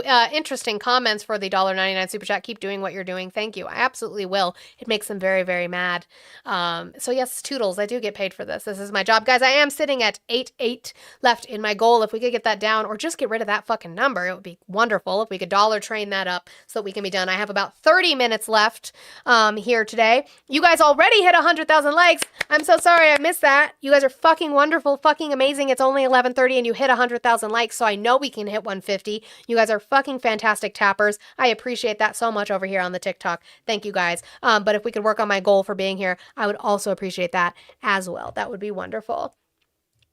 Okay. What am I gonna move on to? Oh, well, who else gets paid for this? Apparently, the Trump family just keeps enriching themselves. We had seen the reporting where Donald Trump has made about $1.4 billion in his first year in office. And his family has made about $4 billion in that first year of him being in office. Well, looks like his sons are going to be trying to make more money. If Hunter Biden was doing this, what would you say? Eric and Donald Trump Jr. are getting into the drone business. No, I do not have a nose ring. I would love one, but I don't have one. The Wall Street Journal reports that Powerus, a Florida-based drone company, is merging with a golf club company backed by the Trumps. The deal comes as the Trump administration pushes to build a domestic drone industry after banning Chinese-made drones and planning to spend $1.1 billion on hundreds of thousands of U.S. systems by 2027. Joining us now, Vice Eric. So, the administration has already come out and said we are going to do a certain amount of drone contracts up through 2027. And Donald Trump's boys, Don Jr. and Eric, are going to be beneficiaries of those contracts. Fun. I love it when you have just open, in your face fucking corruption that you guys don't give a fuck about. Somebody said I should have one. I should have a nose ring. I would love if you would pay for that in my links in my bio. That would be wonderful. Thank you, Anthony, for the $1.99 Super Chat. I appreciate you. Thank you for calling the stream. Can I get your age, state, and who you voted for? Yes, 62, New Hampshire, and I'm still supporting Trump. I'm calling back. I called earlier. I have the information you wanted. Okay. Sure. So can you show me that? Yeah, the figure was 1,531 Americans, but it was over several decades, not over a 4 or 5 year period. And okay. So not 4 or 5 years. Cool. PolitiFact, yeah. Cool. So not over the last 4 years. Correct. Yeah. So again, proving that statistically they are less likely to commit crime than the U.S. citizens. So that means it's okay to just let them keep coming in? No, I'm not saying it's okay, but what I'm saying is that it is not this huge problem. Your claim is that we can't let them in because of crime, when crime is not the actual issue here. That's not the problem. You said you didn't think the border was a problem. I said, what problem? It was not that problem. Violence was not the problem with immigrants. So right. they are a net benefit to our country. Well, I think it's not as the crime is a problem, but I think more of a problem is the cost associated with it all. Oh, how much do they cost us? Yeah. Well, you want me to get that back too and call you back? If you guys care about immigration in the way that you say you care about immigration, this is stuff you would have looked up. When we know they contributed upwards of $90 billion in taxes in 2022. That is local, state, and federal taxes that they paid. You guys, the only figure you guys can cite for me is 150. What do you mean, you guys? MAGA is 150 billion, it's 150 billion. And that comes from FAIR and CIS, who do not cite what they're sourcing. And the only thing I've seen CIS actually source is the census, which is just tracking the entirety of all Hispanic people, specifically is the survey that they're using. So FAIR and CIS, which are right-wing propagandist organizations, are the only thing I've seen cited, and those are not real figures. So again, how much do they cost us? They are a net benefit to our country. I don't understand why we wouldn't just give them a pathway to citizenship and make the process more efficient for them. Well, just the state of Massachusetts alone is spending billions a year on housing these people. So that's going to be one, it's going to be state money, not federal, and two, the people that you are housing are going to be legal asylum seekers with TPS. Yeah. Legal. Asylum seekers. Yeah. Legal. And they can, and they can bring Legal. their mom and their dad and their 3 cousins with them too. No, unless they are claiming asylum, they also do not get TPS. They have to be claiming asylum. That is the legal process. Right. Now, if you do not like asylum, that's totally fine. That is your opinion not to like our asylum process. But that is the law. So unless Congress, who has Republicans in charge, change it, that is the law. Right. Okay. So stop complaining about something that they're not even trying to change. So were you happy with Biden and Kamala last week? You're okay with what they did? What's the one thing that they did that you're most proud of?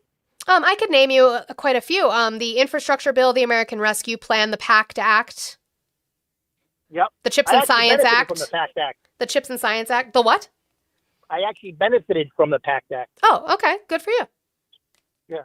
Yeah, and I wouldn't even give them those accomplishments. I think that it was such a brilliant job that we actually had some form of bipartisan Congress come together on those pieces of legislation. Really, all Joe Biden did is sign it, and I know that he promoted it, right? I would love to see this get passed, but that's on Congress. That's Congress's job to do, and they bipartisanly did that, and I think that was amazing of them to do. Right. So how do you think about what's your feelings on the blowing up these drug boats over the last year or so? My feelings. I don't talk about feelings. I disagree with it under a constitutional standpoint of him having the authority to do so. So even though they're smuggling drugs, and we know where's the proof behind that? Oh, you need proof of that, right? How about the fact that they're in speedboats, they're all dug out and have hidden compartments? Where's the proof of that?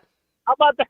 Where's the proof of them being speedboats that are dug out with secret compartments? Where's the proof of that? It's floating in the water off the coast of Where's the show me proof of that. Yeah, I know. There we go. So I know. Go around blowing people up? You just believe shit that you hear that sounds good to you, but you refuse to look anything up. I would love to see that. That is my goal here. If you guys have information that I have not seen, I would love to see it. Show me where there has been proof of this shit floating in the water, where there's been proof of speedboats dug out with secret compartments. Nobody has given us that information, including Pete Hegseth or Donald Trump. It hasn't happened. So you think that this is all nonsense, the stuff they're reporting about blowing up certain boats? Now, do I think some of them probably did have narcotics on them? Probably. All of them? Absolutely the fuck not. We've already seen where there have been lawsuits from people's families that their fishermen brothers are missing. So they're blowing up fishing boats. Is that what you really believe? I said some of them. I absolutely said some of them, and it's not a belief. It's not a belief. It's not a belief. I showed a New York Times article. I showed a New York Times article. Specifically, I showed a New York Times article where they washed up on shore, where the bodies of these fishermen washed up on shore. On top of that, we know that they actually weren't headed to the United States. So yeah, I know. Yeah. Okay. Well, God bless Kamala. She did a great job on the border. You can keep crashing about Kamala. You voted for Donald Trump, who lies to you and doesn't do anything for the benefit of the American people. I'll do it again. No, you won't, because he can't run constitutionally. Yeah. Well, you know who's coming next, don't you? JD Vance? You think JD Vance is coming? Oh, maybe. Honey. Oh, honey. Maybe. Honey.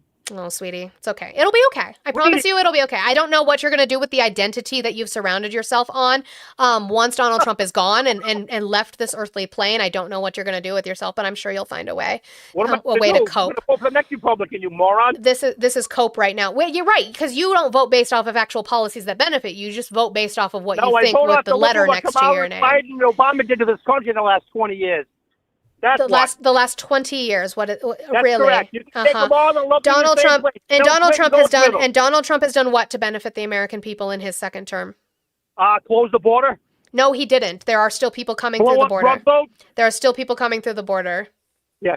Oh, of course they are. Yeah. And where do you get can you tell me where you get that information from? Sure, that is from Customs and Border Patrol. I'll even put it on the screen. Customs and Border Patrol encounters. We have encounters for the last month, which means that it wouldn't be 0 because we can see where they're coming in. Here is going to be for January of this year. We had about 34,626 encounters. So yes, there are still people coming through the border. So you're telling me that Trump's lying to me? Yeah, absolutely. Oh my God. I'm going to have to flip. I'm going to have to go to picking the Democratic side. I think I'm not asking you to do that. I'm a registered independent. I'm not asking you to change your voter registration. I'm asking you to actually all you look. Democrats I'm not a Democrat. I'm a registered. You're a Democrat. I'm You're a registered. ashamed to say No. you voted for those animals. No, I'm farther left than the Democrats are. I am a registered independent because in my state, when we have primaries, if you would listen, I'm a registered independent very specifically because in my state, when you have primaries, it allows me to get both the Republican and the primary and the Democratic primary ballots, and I can choose which one I would like to vote for if I want to influence the Republican primary or vote for the Democratic primary. That's the reason that I'm a registered independent. You guys need to fucking pay attention. So now, Donald Trump is absolutely lying to you about everything. The reason I have an issue with the fact that you only vote Republican is because you don't vote for policy. You just vote for talking points. You don't research any of the fucking things you say. Can I ask you one more question? I suppose if you need to. Yeah, I do. So you're okay with the whole biological men playing in women's sports, even college and high school kids? You're okay with that? Oh my God. What's the difference? That's funny. What's the difference between sex and gender? Oh my fucking word! I know that a 6-foot man. You don't know shit. I'm sorry I couldn't get it on the screen. Thank you, Interesting, for the $4.99 super chat that said, I criticized Biden for the alleged Ukraine and China stuff. Now look at Trump, shaking my head, corruption extreme. Trump only won culture war at this point, which is true, as we saw. As we saw with this caller who just brought up culture shit that doesn't affect him in any way and guarantee you also something he hasn't read. He cares about immigration, but he doesn't know. See how fast I can bring up my sources about shit that the border is not closed. But you can absolutely criticize Biden for alleged Ukraine and China stuff. I have no issue with criticizing Biden. I think you should criticize your politicians. I don't have any issue with that. I don't think there's shame in liking a politician either, but I think you should critique them. They're not all perfect. They're not all, up and up. But also thank you, Interesting, for the $4.99 super chat that says, not a complete net benefit. They are a patch on a labor and corporation issue disguised as only immigration. No. So here's my thing. Granted, they can get hired, not ones with TPS and people who can get work status, but ones who are completely under the table that we don't know about can be harmful in the sense of that they're getting hired. But the problem that I have is that we're spending all of this taxpayer money going after them instead of making them legal and above board and not going after the corporations. That's the issue I have. I would agree with you that there is an issue with the fact of hiring under the table workers. It doesn't do anything to the wages, in my opinion. I haven't seen where it does anything to the wages because the minimum wage has not changed since 2009. And the Republicans aren't doing anything to promote the wage or to close the wage gap between the wealthy and the middle class. So I don't agree with that. However, they are not going after corporations who are the ones hiring. As long as corporations are willing to hire, that is part of the issue. That is, you have to fix that part, and you have to fix the fact that you give them citizenship or status so that they can get an ITIN and get a work visa and be able to work here. I have no problem with that. But you have to be able to do that. And keep that over here because now that's part of the outline. We'll keep that one over here because he quoted a fucking Facebook. Goddamn fucking shit. Speaking of racism. Speaking of ignorant racism, Dwight, you ignorant slut.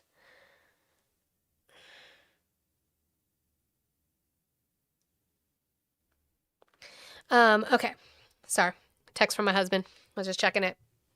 The thing you guys all cry about. Now, let me state my opinion about this first real quick. Actually, my opinion. I know we usually talk on facts. Here's my opinion. When we're talking about religion, I have an issue with any radicalized religion. I don't have an issue with anybody who is just, what do you call it? I was going to say performing. That's not the right thing to say. Practicing, excuse me. I don't have any issue with anybody practicing their religion. I don't have an issue with that at all. I have an issue with radicalized religion in all forms. That includes Christianity. That includes Islam. If you are taking it to its extreme and trying to apply it to the entirety of a population, that is where I have an issue.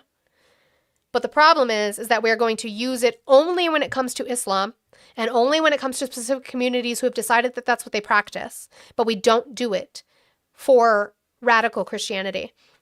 Mike Johnson is such a radical Christian that him and his son share an app that tracks what you look at on the internet on your phones to ensure that they're not going on porn sites.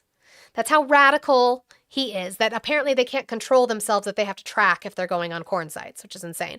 But, we're going to go after Islam. Continue to. Olivia.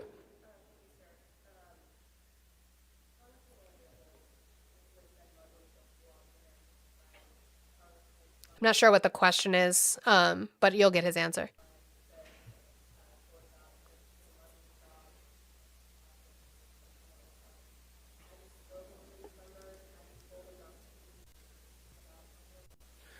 Look, I've spoken to those members and all members, as I always do, about our tone and our message. Oh, I know what they're asking. Okay, you can't hear them, but Andy Ogles, who's a big fat bitch, he's the biggest bitch in the whole wide world, posted about the fact that anyone who is Muslim just needs to be deported. Anybody, even if you're born here, if you are a practicing Muslim, you need to leave this country. And that's it, that's all. Period, end of sentence. Mike Johnson's going to twist that as if that's not what Andy Ogles said, but that is what Andy Ogles said. Andy Ogles said that they need to just be gone. They need to leave. Thank you for calling the stream. Can I get your age, state, and who you voted for? Yeah, 36, New Jersey, Kamala. You voted for Kamala Harris? Yeah, I kind of want to say something to your chat. It's kind of funny to me that everybody is so backwards. They want to fix the regime and everywhere else, but they never take a look at themselves. And it's just kind of funny to me that they say that you don't know what you're talking about when they don't even do their own research. So that's all I want to come on and say is the people that are calling in, they sound so ignorant, and it's just funny to me that they're just uneducated and they can't do their own research. That's all. I just wanted to kind of give you praise. Well, thank you so much. I absolutely agree with you, and I appreciate your time. So have a good day. It's the one guy that called in and was talking about gas prices, and he said it went up 50 cents a gallon. Like it's a small amount. Does he understand math? Does he understand? Does he understand what that means? Yeah. No, like it's a small amount. 50 cents is a small amount. I guarantee you he wouldn't be snorting like that at a 50-cent raise. No.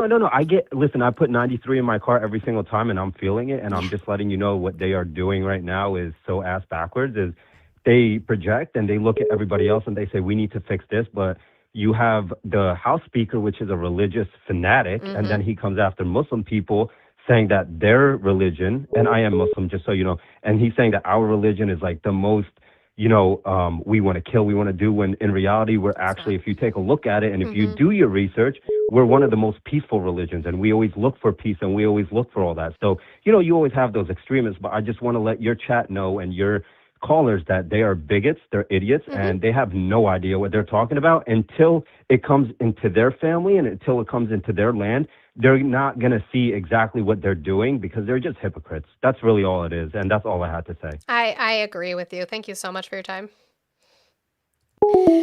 Interesting comments. Thank you for the $9.99 super chat. Thank you so much. You said it depends on the industry. I'm a truck driver, and because it's a coercive industry, immigrants are used as slaves and don't negotiate, bringing rates down. Brokers bad too. Foreign visa bad.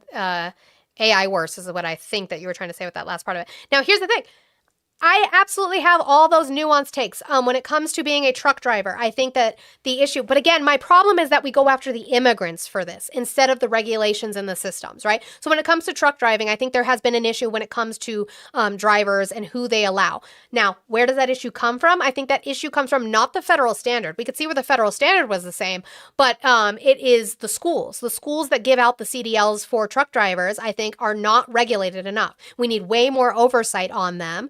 I would call it similarly when you have like the drive safe schools for getting just your regular driver's license. I think they're not regulated enough. And so even though we have the federal regulations, they try to skirt around them. And it allows people to be able to get licenses who probably shouldn't. I absolutely agree with that. I think there should be oversight on that. I don't blame the immigrants for that. They're just doing what they can do and get away with. I don't have, like, what am I supposed to do with that? It's going to cost me more to get rid of them than it would be to actually close down these fucking schools, regulate these fucking schools, and make it better. I absolutely agree with you on that. I think there is nuance in everything. I just never think that the solution is going to be mass on writ, terrorize our citizens here in the United States, because we're rounding up citizens of the United States, deporting green card holders, and going after people who have just been here working for the last 20 and 30 years. I don't think that that is the fucking solution. But I think there is nuance to that, and I would agree. Speaking of radicalness, like that caller brought up, is Mike Johnson is a complete Christian fanatical. We went over this last week. If you want to find my live from last week where we talked about the red heifers. Mike Johnson went to Israel to inspect the red heifers because they think they're going to be bringing about the second coming of Jesus in Armageddon. That's insane. But for some reason, I mentioned the word Islam and you guys are freaking out telling me I'm going to be wearing a hijab. I won't, because I'm not a practicing Muslim. I won't. And I don't know if you guys know anything about Islam, but they would prefer that you have to come to Allah within your own heart. It cannot be forced upon you. Just like Jesus, right? You have to take Jesus into your own heart. I would know. I love the Lord. You have to take him into your own heart. It cannot be forced upon you. But this radical fanatic is going to go off about things that you guys don't understand. In what we say, there's a lot of energy in the country and a lot of popular sentiment that the demand to impose Sharia law in America is a serious problem. That's what animates this, and that's the. But show me. Nobody can show me. It is his opinion. His opinion is wrong. Nobody can show me where in Islam they have advocated for forcing it onto people who aren't extremists, right? Extremists probably think that, just like Christian extremists think that. I've spoken to so many Christian extremists, Christian nationalists, who want to make the entire country Christian and force it on me. I don't agree with that. And I would not agree with that if it was Islam either. But I haven't seen that. Yes, opinions can be wrong, Neil. Opinions can be wrong. The language that people use, it's different language than I would use, but I think that that's a serious issue. Sharia law and the imposition. I'll be right back. Be right back, TikTok. YouTube and Twitch, you don't have to go anywhere. You guys are fine. TikTok doesn't like it when we talk about certain subjects. Just like you guys don't like it. You guys are a bunch of big babies. Okay.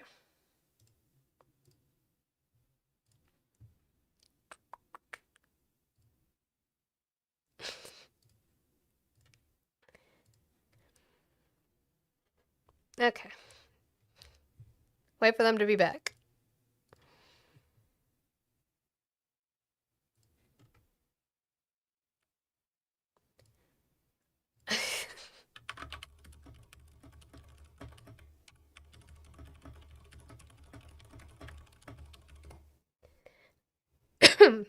Welcome back. Welcome back. Thank you, Interesting, for the $4.99 super chat. Palantir style deportation is dangerous. Go after fraud. Deport criminals. Protect the fourth. Hire immigration judges instead. W. Absolutely agree. No critique. We agree. I didn't do anything. I had themes that people may find uncomfortable. So I got restricted, but I got a warning too. So I was just going to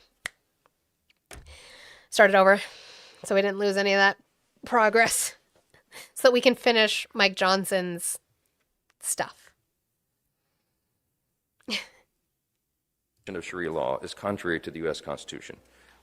Our Constitution is the greatest in the world. It's the longest surviving Constitution on the planet, and we're 250 years into this grand experiment in self-governance. And one of the principles that we believe in, stated first in the nation's birth certificate, is that all of us are created equal by God. It means every single person has inestimable dignity and value, and that we respect everyone's beliefs and their right to live out their beliefs and to speak freely about their beliefs and have that conviction. But when you impose... He said you have the freedom to do all these things, but, which means negate everything I just said. When you seek to come to a country and not assimilate, but to impose Sharia law is in conflict. Jan Van Vuren, can you cite me the scripture in the Bible that says the youth are serving Satan? I'd like to see that scripture. With the U.S. Constitution.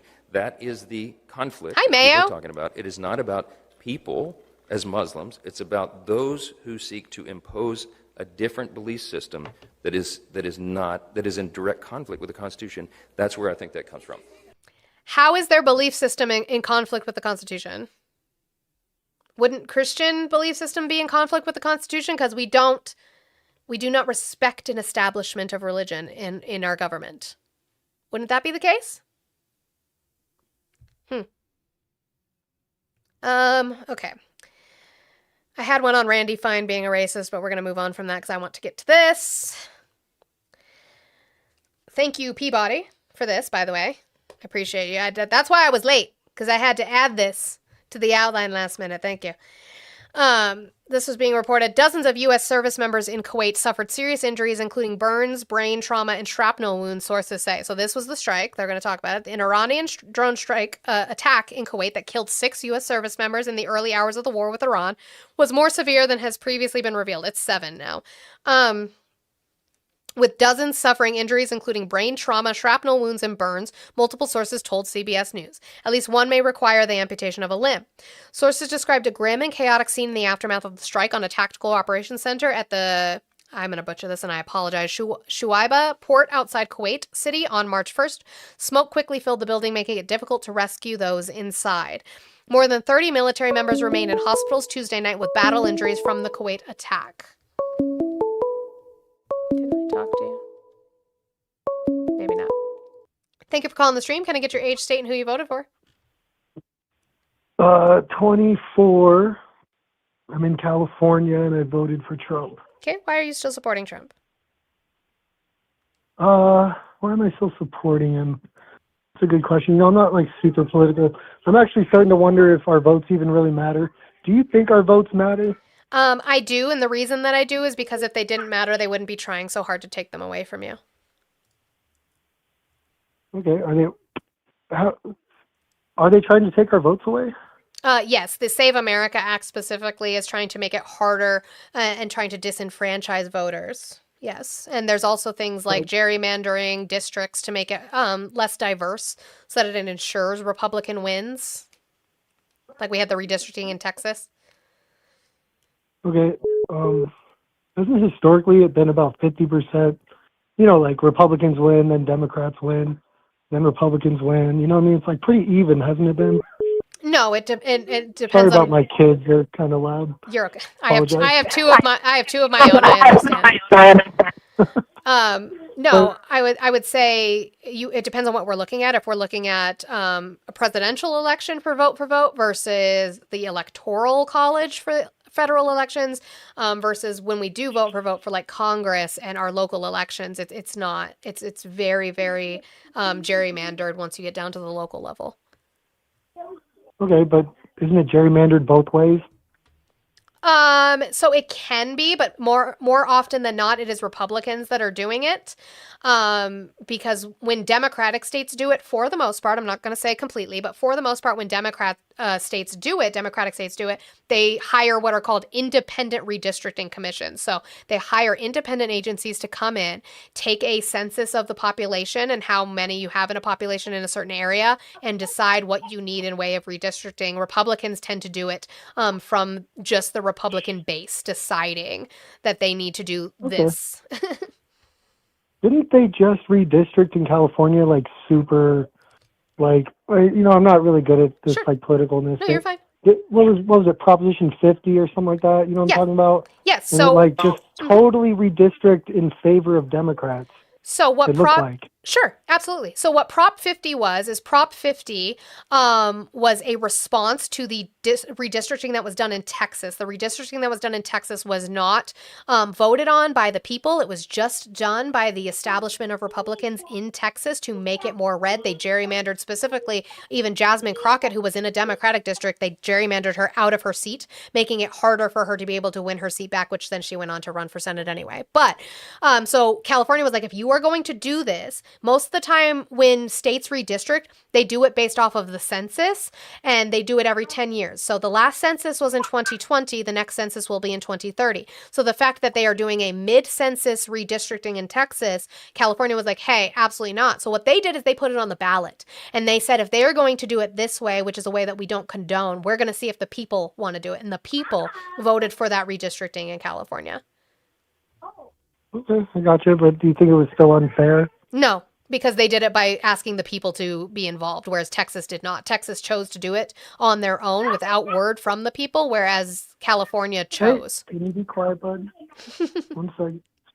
All right, so, but when you look at the redistricts, like, so if you look at California, it's like really only, we all, hey, can you stop yelling, buddy? There's some big red areas in California. Well, my point is, like, the only blue areas in California are the Bay Area, the coast, and LA. Sure. And then they redistrict where San Francisco is now included all the way up to Weed, California, Eureka, California. These are all Republican, areas. Right. So what absolutely. they did But it. now Sure. their vote just doesn't count anymore because San Francisco has like 10 times the population. No, but it of all does. that land. No, well, but land shouldn't vote. That's the problem I have with the Electoral College. Is it makes it so that land votes. That's where the fucking problem lies. Is land doesn't vote. It should be vote for the people. Granted, there are more diverse choices and more Democrats usually in cities, but California only did this because Texas did it. They actually had a specific provision in the bill where if Texas stopped doing their redistricting, California's redistricting would be dead in the water. And Texas said, nah. So California continued going. It was literally just in response to show people this is what it feels like when you get redistricted by Republicans. Do you think that's fair? Yeah. And the court said do you it was. Do you think that's wise is a better question? Sure. I think what it'll do, is it'll promote maybe actually having a federal standard on requiring independent redistricting commissions. But it's like, two wrongs don't make a right. You know what I mean? So it's it'll make regulation. It was wrong. It'll make regulation. Yeah. But it's like, I guess it's fighting fire with fire, so it's all good. I mean, it's not. It's shitty. I'll agree that it's shitty. But what I would say is that Democrats have proposed limits on gerrymandering in the federal Congress. They proposed that multiple times, and it gets voted down by Republicans every single time. Maybe this time they'll get on board because they've lost California. Gotcha. We were talking to somebody earlier about like gender and sex. Yeah, Can you tell me what the difference is between sex and gender, please? Sure. So sex is going to be biological, where gender is a psychosocial construct. Since when? Since forever. So you think that the definition of gender has always been what you just stated? No, because definitions change. Definitions are subjective, not objective. Definitions change. What is the definition of woman used to mean wife, man. You were not a woman until you were married. So. Yeah, okay, and I can disagree with that, but you don't think that definitions can be wrong? I don't think that they're wrong. I think they're just subjective, meaning that they are used how we use them. It is just how language is used. It doesn't mean that they're wrong. Okay, so a man can be a woman? No, a man cannot be a woman. I would never say that. A male can be a woman. That's where the difference is between sex and gender. A male, so correct. Somebody with male genitalia can be a woman. Correct. How? Because gender is a psychosocial construct and it is their personal schema on the female sex that they align with. So why do you think that gender is a psychosocial construct? Why do I think that? Because the science says that. because how we define our gender, between the ages of 3 and 7 years old for our personal selves, and those things are done based off of what we see in society, right? Like no two women are the same. We all have different styles. We have different, if you like short hair, if you like long hair. It's just the way that we define what our gender looks like and how we want to express it. So I've also read, you know, you're going to want sources, so I'll just stay away from there. But I have heard that if a man thinks he's a woman, he's actually just feminine. No. And there's a huge difference between being a woman and just being feminine. No, and I would agree. I would agree there's a difference. Wrong. No, the science is not wrong. I would agree there's a difference. The science even accounts for that. You would just say that there are effeminate men, but it doesn't mean that effeminate men want to be women, and they are not. It's not wanting to be. Women are just women. That includes trans women. That includes cis women. Now, I would just implore you to read up on this and to understand the difference between sex and gender, and to understand what gender is, how it's used, to find out what a schema is in regards to gender. Like, I don't know why your guys have this obsession with gender that you don't understand. We have had multiple genders. You've had third genders for centuries. You have the two-spirited people. You have the fa-fa-fine. Like, these are things that you guys have not looked up and don't understand, and it doesn't affect you at the dinner table. It doesn't affect your bills. It just doesn't. So I don't know why we have to talk about it. Can I tell you why I want to talk about it? Why? Like why the Republican or the conservative Because they or the distract you so they can man. steal your money. That's why. The biggest thing is because we have kids, right? Yeah, And I have we really two. want to have I have two. grandchildren. I have two. My kids know Yeah, it. My kids that's know fine. it. My kids know who trans people are. And guess what? They live Yeah. their lives just as fine as kids. Well, this is what I teach my son, and you're probably going to say I'm wrong. You know, a man may think that he's a woman. He's not. He's Yeah, feminine. you're teaching your kid to be He a might- fucking bigot. You're teaching your kid to be a fucking bigot. That's what you're doing. Oh, you're going off the rail now. Yes, because I Calm don't down. I'm discuss just my trying to let friends. you- Stop teaching your kids to be assholes. Kids don't learn That's that not shit. You teaching- teach it. You are. You are. Yes, I hung up on him. Cry about it in YouTube. You are teaching your kids to be assholes. Guess what my kids did? I showed them my friend Lainey. Lainey is a wonderful fucking human. I showed them my friend Lainey, who, by the way, you should look up and listen to because they are brilliant. You can ask them questions. Don't be an asshole to them. Because if you go over there and I sent you there and you're an asshole to them, I'm going to rip you a fucking new one. They saw Lainey. I said, this is my friend Lainey. They were born as a male with parts like you. But they are a woman like you, which is my daughter. I have a son and a daughter. And they said, okay. And they moved on with their life because they don't have hatred in their hearts like you do for people you don't understand. I don't think people truly understand how hardcore people would ride for Lainey. And irregardless of the person who it is, people don't understand how hard we would ride for those who are part of marginalized communities and stuff like that. Damn it, Lakin, why would you do that? Great kid. Okay. I didn't mean to disappear like that the You're way I fine. did. I'll tell you later. It's okay. I'm going to try and get through this last bit of this outline. There's so much more I wanted to get to today, and I didn't have a chance.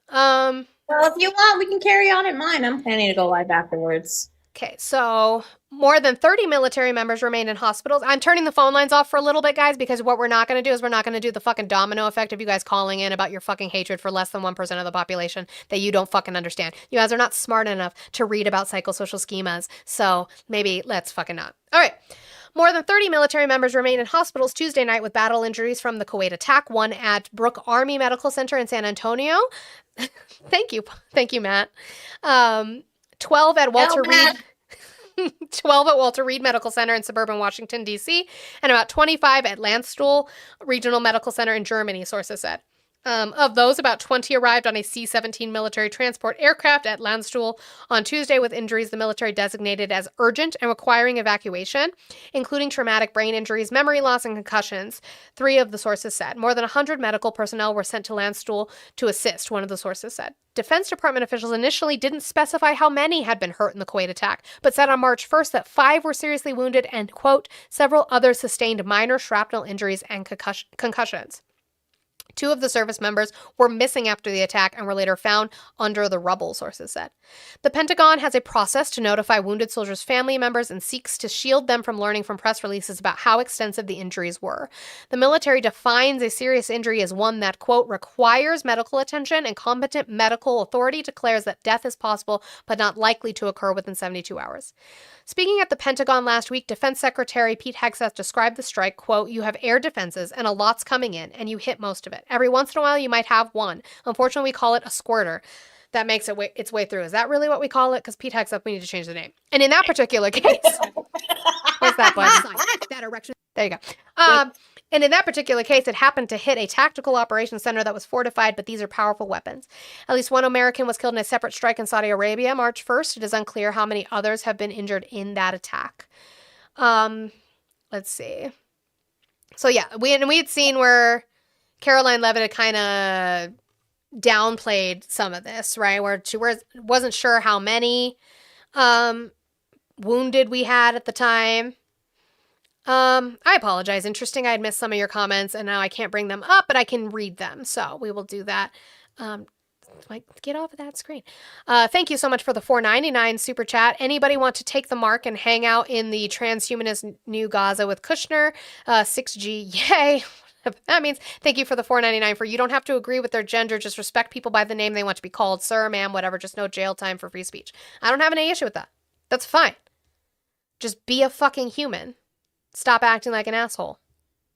That's it. That's all. As you guys want to say the Department of War, when I say Department of Defense, maybe now you know a little bit of how it feels. Okay, and then saying to that they have, again, the point was that with that article is that they're not reporting on it as being as serious as it fucking is, the amount of people that are fucking hurt. But are we surprised by that? Because this was Donald Trump in regards to Iraq and traumatic brain injuries. If we don't remember, this will jog your fucking memory. Let's go back, shall we? Do you believe that you should have been tougher on Iran after they had launched ballistic missiles in 2020 on U.S. forces in Iraq, leaving more than 100 U.S. soldiers injured? So, first of all, injured. What does injured mean? Injured means you mean because they had a headache, because the bombs never hit the fort. Do you remember that? When we had injured soldiers who had traumatic brain injuries and he said that injured, you mean headaches? Does anybody remember that? I do. But the troops, right? But the troops. It's great. Love that. Fucking fun. Let's go to, okay, I wanted to go to this real quick. We're gonna switch gears and switch tactics a little bit. Ugh, great. We have a fucking Yahtzee in this chat. Hold on. Get rid of them. Okay. Sorry, I took Justin away for a second. No, you're good. You're good. The Yahtzee. Okay.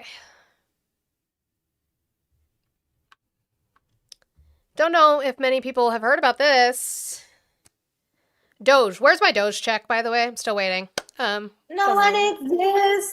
because Trump supporters eat propaganda. Guys, by the way, I still have 88 left in my goal. I would really love it if we could get that down since I'm staying extra time to finish some of this stuff in my outline. I would really love it if you could support your content creators and finish that out for me. When Doge unleashed ChatGPT on the humanities. Documents show how AI was used to cancel most previously approved grants by the National Endowment for the Humanities as the agency embraced President Trump's agenda. When President Trump went looking last spring for National Endowment for the Humanities grants to cut, it turned to a familiar scourge of professors, ChatGPT. Last March, 2 employees from Elon Musk's Department of Government Efficiency arrived at the agency with the mandate of canceling previously approved grants that ran afoul of President Trump's agenda. But instead of looking closely at funded projects, they pulled short summaries off the internet and fed them into the AI chatbot. The prompt was simple. Quote, does the following relate at all to DEI? Respond factually in less than 120 characters. Begin with yes or no. The results were sweeping and sometimes bizarre. Building improvements at an Indigenous languages archive in Alaska risked, quote, promoting inclusion and diverse perspectives. Renewal of long-standing grant to digitize Black newspapers and add them to a historical database was, quote, DEI. So was work on a 40-volume scholarly series on the history of American music. A documentary about Jewish women's slave labor during the Holocaust. The focus on gender risked, quote, contributing to DEI by amplifying marginalized voices. In an effort to catalog and digitize the papers of Thomas Gage, a British general in the American Revolution, was guilty of, quote, promoting inclusivity and diversity in historical research.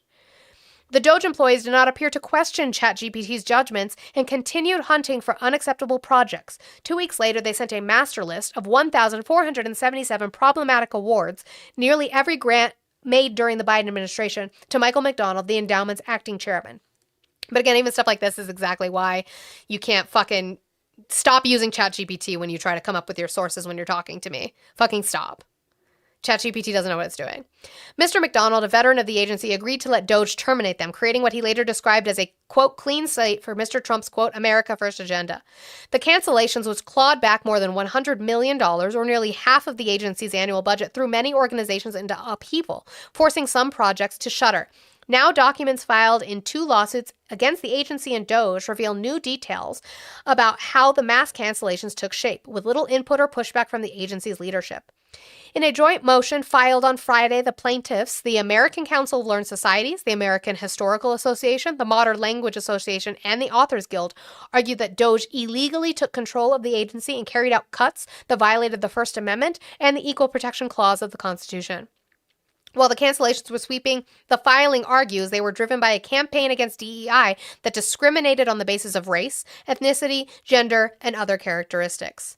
The plaintiffs are asking for reinstatement of the grants. They also want the historical record to show the motives and methods behind what they see as a betrayal of the agency's mandate to respect, quote, the diverse beliefs and values of all Americans, as its founding legislation puts it. Our federal government is sending a message that only a narrow definition of humanities can be supported, celebrated, and invested in, and that there are only a narrow set of people, culture, and experiences that are worth understanding in depth, Sarah Weichsel, the executive director of the American Historical Association, said in an interview. The Humanities Endowment and Mr. McDonald did not immediately respond to requests for comment. The following account is based on a review of emails, depositions, and other internal documents filed in the case. I'm going to read some of this. I also have about 2 minutes of the deposition from Justin Fox, who was one of the Doge employees who working under this specific program at the time. Quote, we are getting pressure from the top. Since its creation in 1965, the Humanities Endowment has awarded more than $6.5 billion to support over 70,000 projects, from landmark works like Ken Burns' documentary, The Civil War. Watch that if you haven't, and also watch his new one, The American Revolution. It's fucking amazing. If you do $5 a month, you can get PBS Now, which is basically their on-demand platform, and you can get access to those documentaries. Ken Burns is brilliant. To small local efforts in every part of the country, grants are typically awarded through a rigorous competitive process involving multiple rounds of scholarly review. Law and tradition give chairs who serve 4-year terms some leeway to promote their priorities, but the endowment is supposed to avoid political advocacy, and many projects receive support across multiple administrations. Cancellations of grants for political reasons are all but unheard of. What are we talking about? Dating. Sorry, I got distracted, but unheard of. In a deposition, Mr. McDonald said that in more than 2 decades at the agency, he could recall fewer than half a dozen grants being revoked, all because a recipient had failed to carry out the promised work.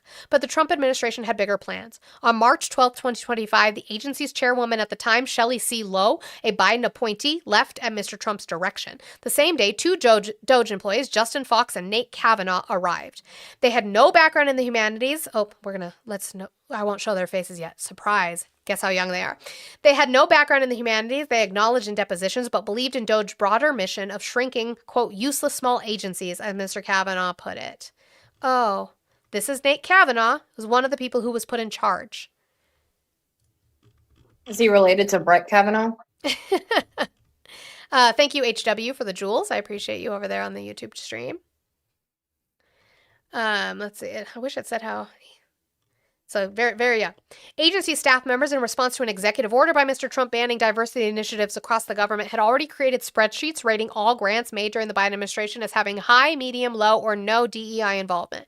Instead of drawing on those evaluations, court documents show the DOGE team used ChatGPT to start making its own. The initial spreadsheet the DOGE team created flagged 1,057 problematic grants, but within 2 weeks, Mr. Fox and Mr. Kavanaugh had identified hundreds more as DEI-related or simply wasteful. Ultimately, only 42 grants approved during the Biden administration were kept. Mr. Fox and Mr. Kavanaugh did not immediately respond to requests for comment. As it did its work, the DOGE team expressed concerns to Mr. McDonald, the acting chair, that the process was not moving fast enough. In an email to him on March 31st, Mr. Fox wrote, "We're getting pressure from the top on this, and we prefer that you remain on our side, but let us know if you're no longer interested." After reviewing the DOGE spreadsheet, Mr. McDonald expressed reservations about several, quote, important projects whose cancellation would not reflect well on any of us. Many grants slated for termination were harmless when it comes to promoting DEI, Mr. McDonald said in an email to Mr. Fox on April 1st. This is the email. "But you have also told us that in addition to canceling projects because they may promote DEI ideology, the DOGE team also wishes to cancel funding to assist deficit reduction. Either way, as you've made clear, it's your decision on whether to discontinue funding any of the projects on this list." Mr. McDonald approved a letter the DOGE team had drafted and agreed to let them execute the terminations. The letters, which bore Mr. McDonald's signature, started going out on April 2nd from an unofficial address the DOGE employees had created. Almost immediately, recipients responded with confusion, asking if they were real. Mr. McDonald, in an email, told agency employees to confirm the cancellations but not to provide any additional information, and contrary to usual agency procedures, no appeals would be allowed, because usually if you get a grant denied, you could appeal it. This administration said no. George Washington is spared. As the final list took shape, there was discussion about saving some grants relating to the 250th anniversary of the Declaration of Independence, a Trump administration priority. A grant for scholarly editing of the papers of George Washington was spared, but the papers of Thomas Gage, the British general, remained in the DEI dustbin. There was also back and forth about whether to continue to support for National History Day, a history competition that roughly 500,000 middle and high school students across the country each year. In an email to Mr. Fox, Mr. McDonald expressed skepticism that the organizer, despite receiving a $450,000 grant in the first Trump administration, would be a reliable partner. "I was never a particular fan of National History Day," Mr. McDonald said in the deposition, and in his view, he said it tilted left. Again, History Day is literally funding for schools to talk about our history as a country. Wild. In their motions, the plaintiffs claimed that the cancellations reflected animus toward disfavored groups and a belief that scholarship about them was inherently wasteful. As evidence, the filing notes a list Mr. Fox compiled of what he called the craziest and other bad grants, which he planned to highlight on DOGE's X account. He used 36 keywords, including, which we've talked about. We did talk about this. Other people have talked about this. They cited specific keywords to find these things. LGBTQ, BIPOC, tribal, ethnicity, gender, equality, immigration, citizenship, and melting pot. A majority of 24 grants deemed craziest related to LGBTQ subjects. As we've seen, it seems to be a hot topic because you guys like to be distracted, even though you're dumb and bigoted. In the deposition, Mr. Fox said the list reflected his subjective judgment about whether a grant might be out of line with Mr. Trump's executive order. Crazy is one way of saying it, he said. Most incriminating is another way.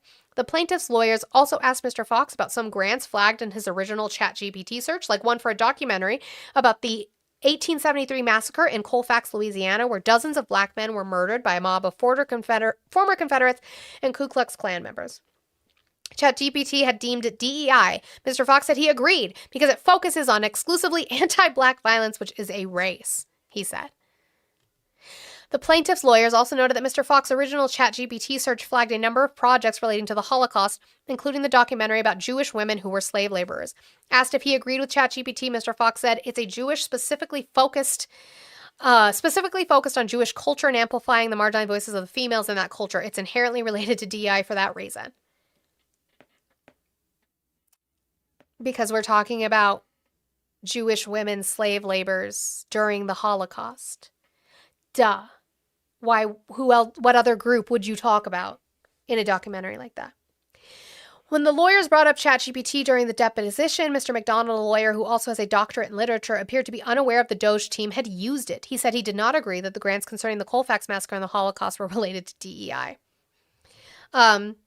But he claimed responsibility for all the grant cuts. I was the final decider, he said. I made that decision.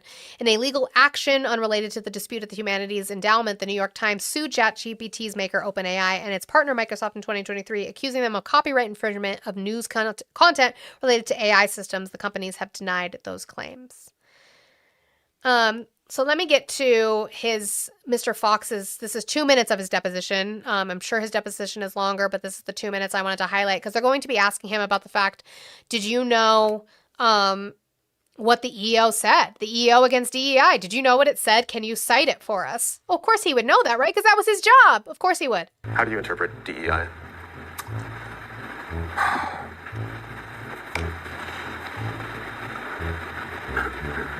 There was the EO explicitly laid out the details. I don't remember it off the top of my head. It's okay. I'm asking for your understanding of it. Yeah, my understanding was exactly what was written in the EO. Okay. So can you? I don't remember what was in the EO. So right now, do you have an understanding of what DEI is? Yeah. Okay. So what's your understanding as you sit here today in this deposition? Well, it was exactly what was written in the EO. And so anytime that we would look at a grant through the lens of complying with an executive order, we would just refer back to the EO and assess if this grant had relation to it. Okay, but I guess I'm stepping back from your methodology strictly in terminating the grants. Do you have an understanding as you sit here today of what DEI means? Yeah. Okay, so what's your understanding of what it means? Well, it is exactly what was written in the EO. Okay, so... It's like talking to MAGA. It's like talking to MAGA. Do you have an understanding what that is? And they say, yeah. And you say, okay, well, describe it to me. I would love to hear your description of it. Maybe I have it wrong. So please describe it to me. And they go, well, what he said in the EO that I can't cite because I don't remember verbatim. Why is a documentary about Holocaust survivors DEI? Objection. It's the gender-based story that's inherently discriminatory to focus on this specific group. It's inherently discriminatory to focus on what specific group? Women. The gender-based, so females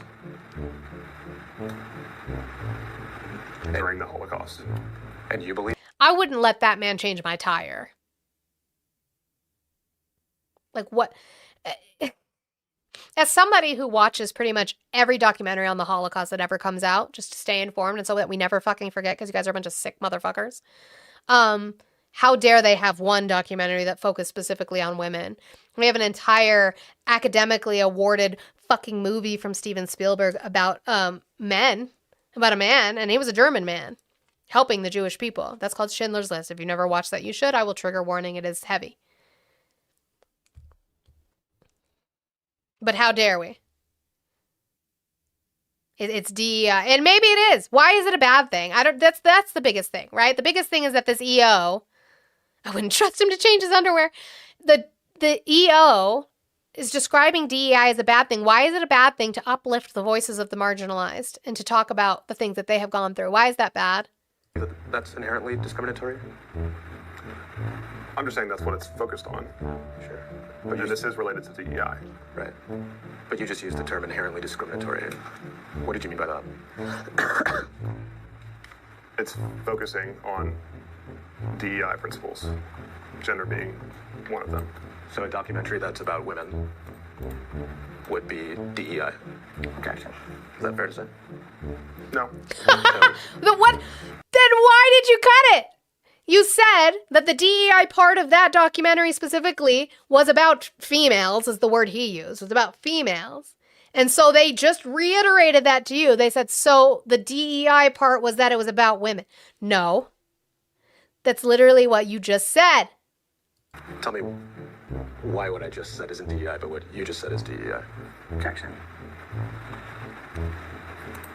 It's a Jewish, specifically focused on Jewish cultures and amplifying the marginalized voices of the females in that culture.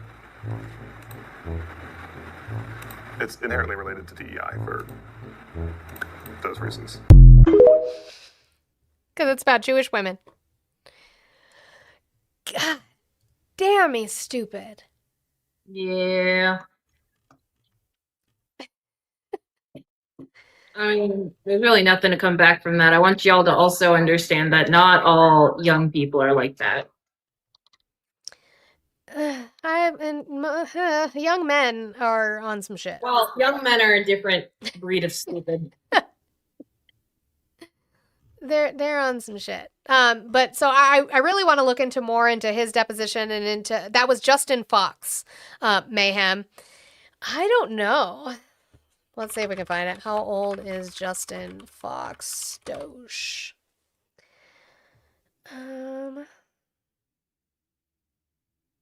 Not you. I would assume he's in his 20s. He looks like he's in his 20s. I don't know if we have his age.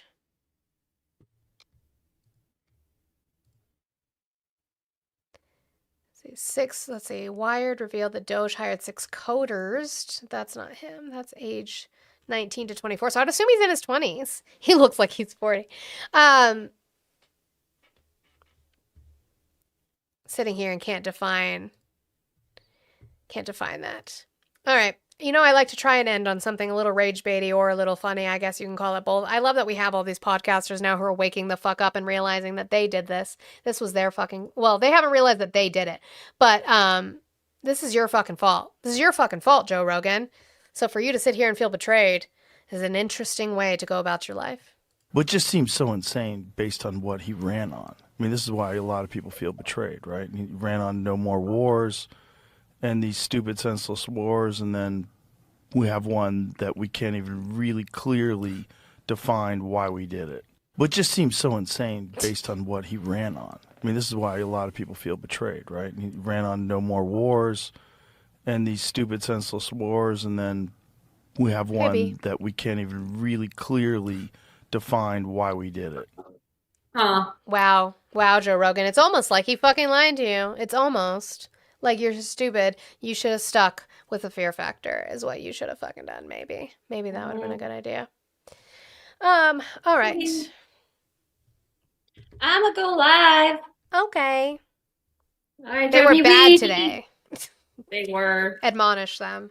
Call them bad. No Love promises. you. Wee! Also, what did you do? Eli, what did you do?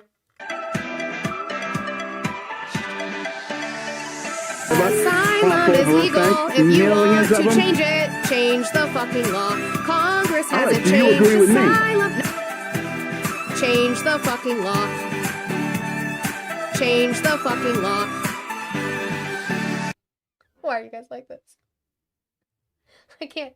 I'm sorry I'm such a musical human. I'm so sorry. You can text me something on Discord, B. You can absolutely send me something. Guys, my Discord link is also in my bio if you would like to join. But I am 30 minutes over my time today, so I will, whatever it is, I'll probably add it to the outline for tomorrow. Because I want to eat. We have leftover Swedish meatballs that sound really fucking delicious right now. So I would love to do that. I love that you're so musical. I raised that way. My dad raised me on musicals.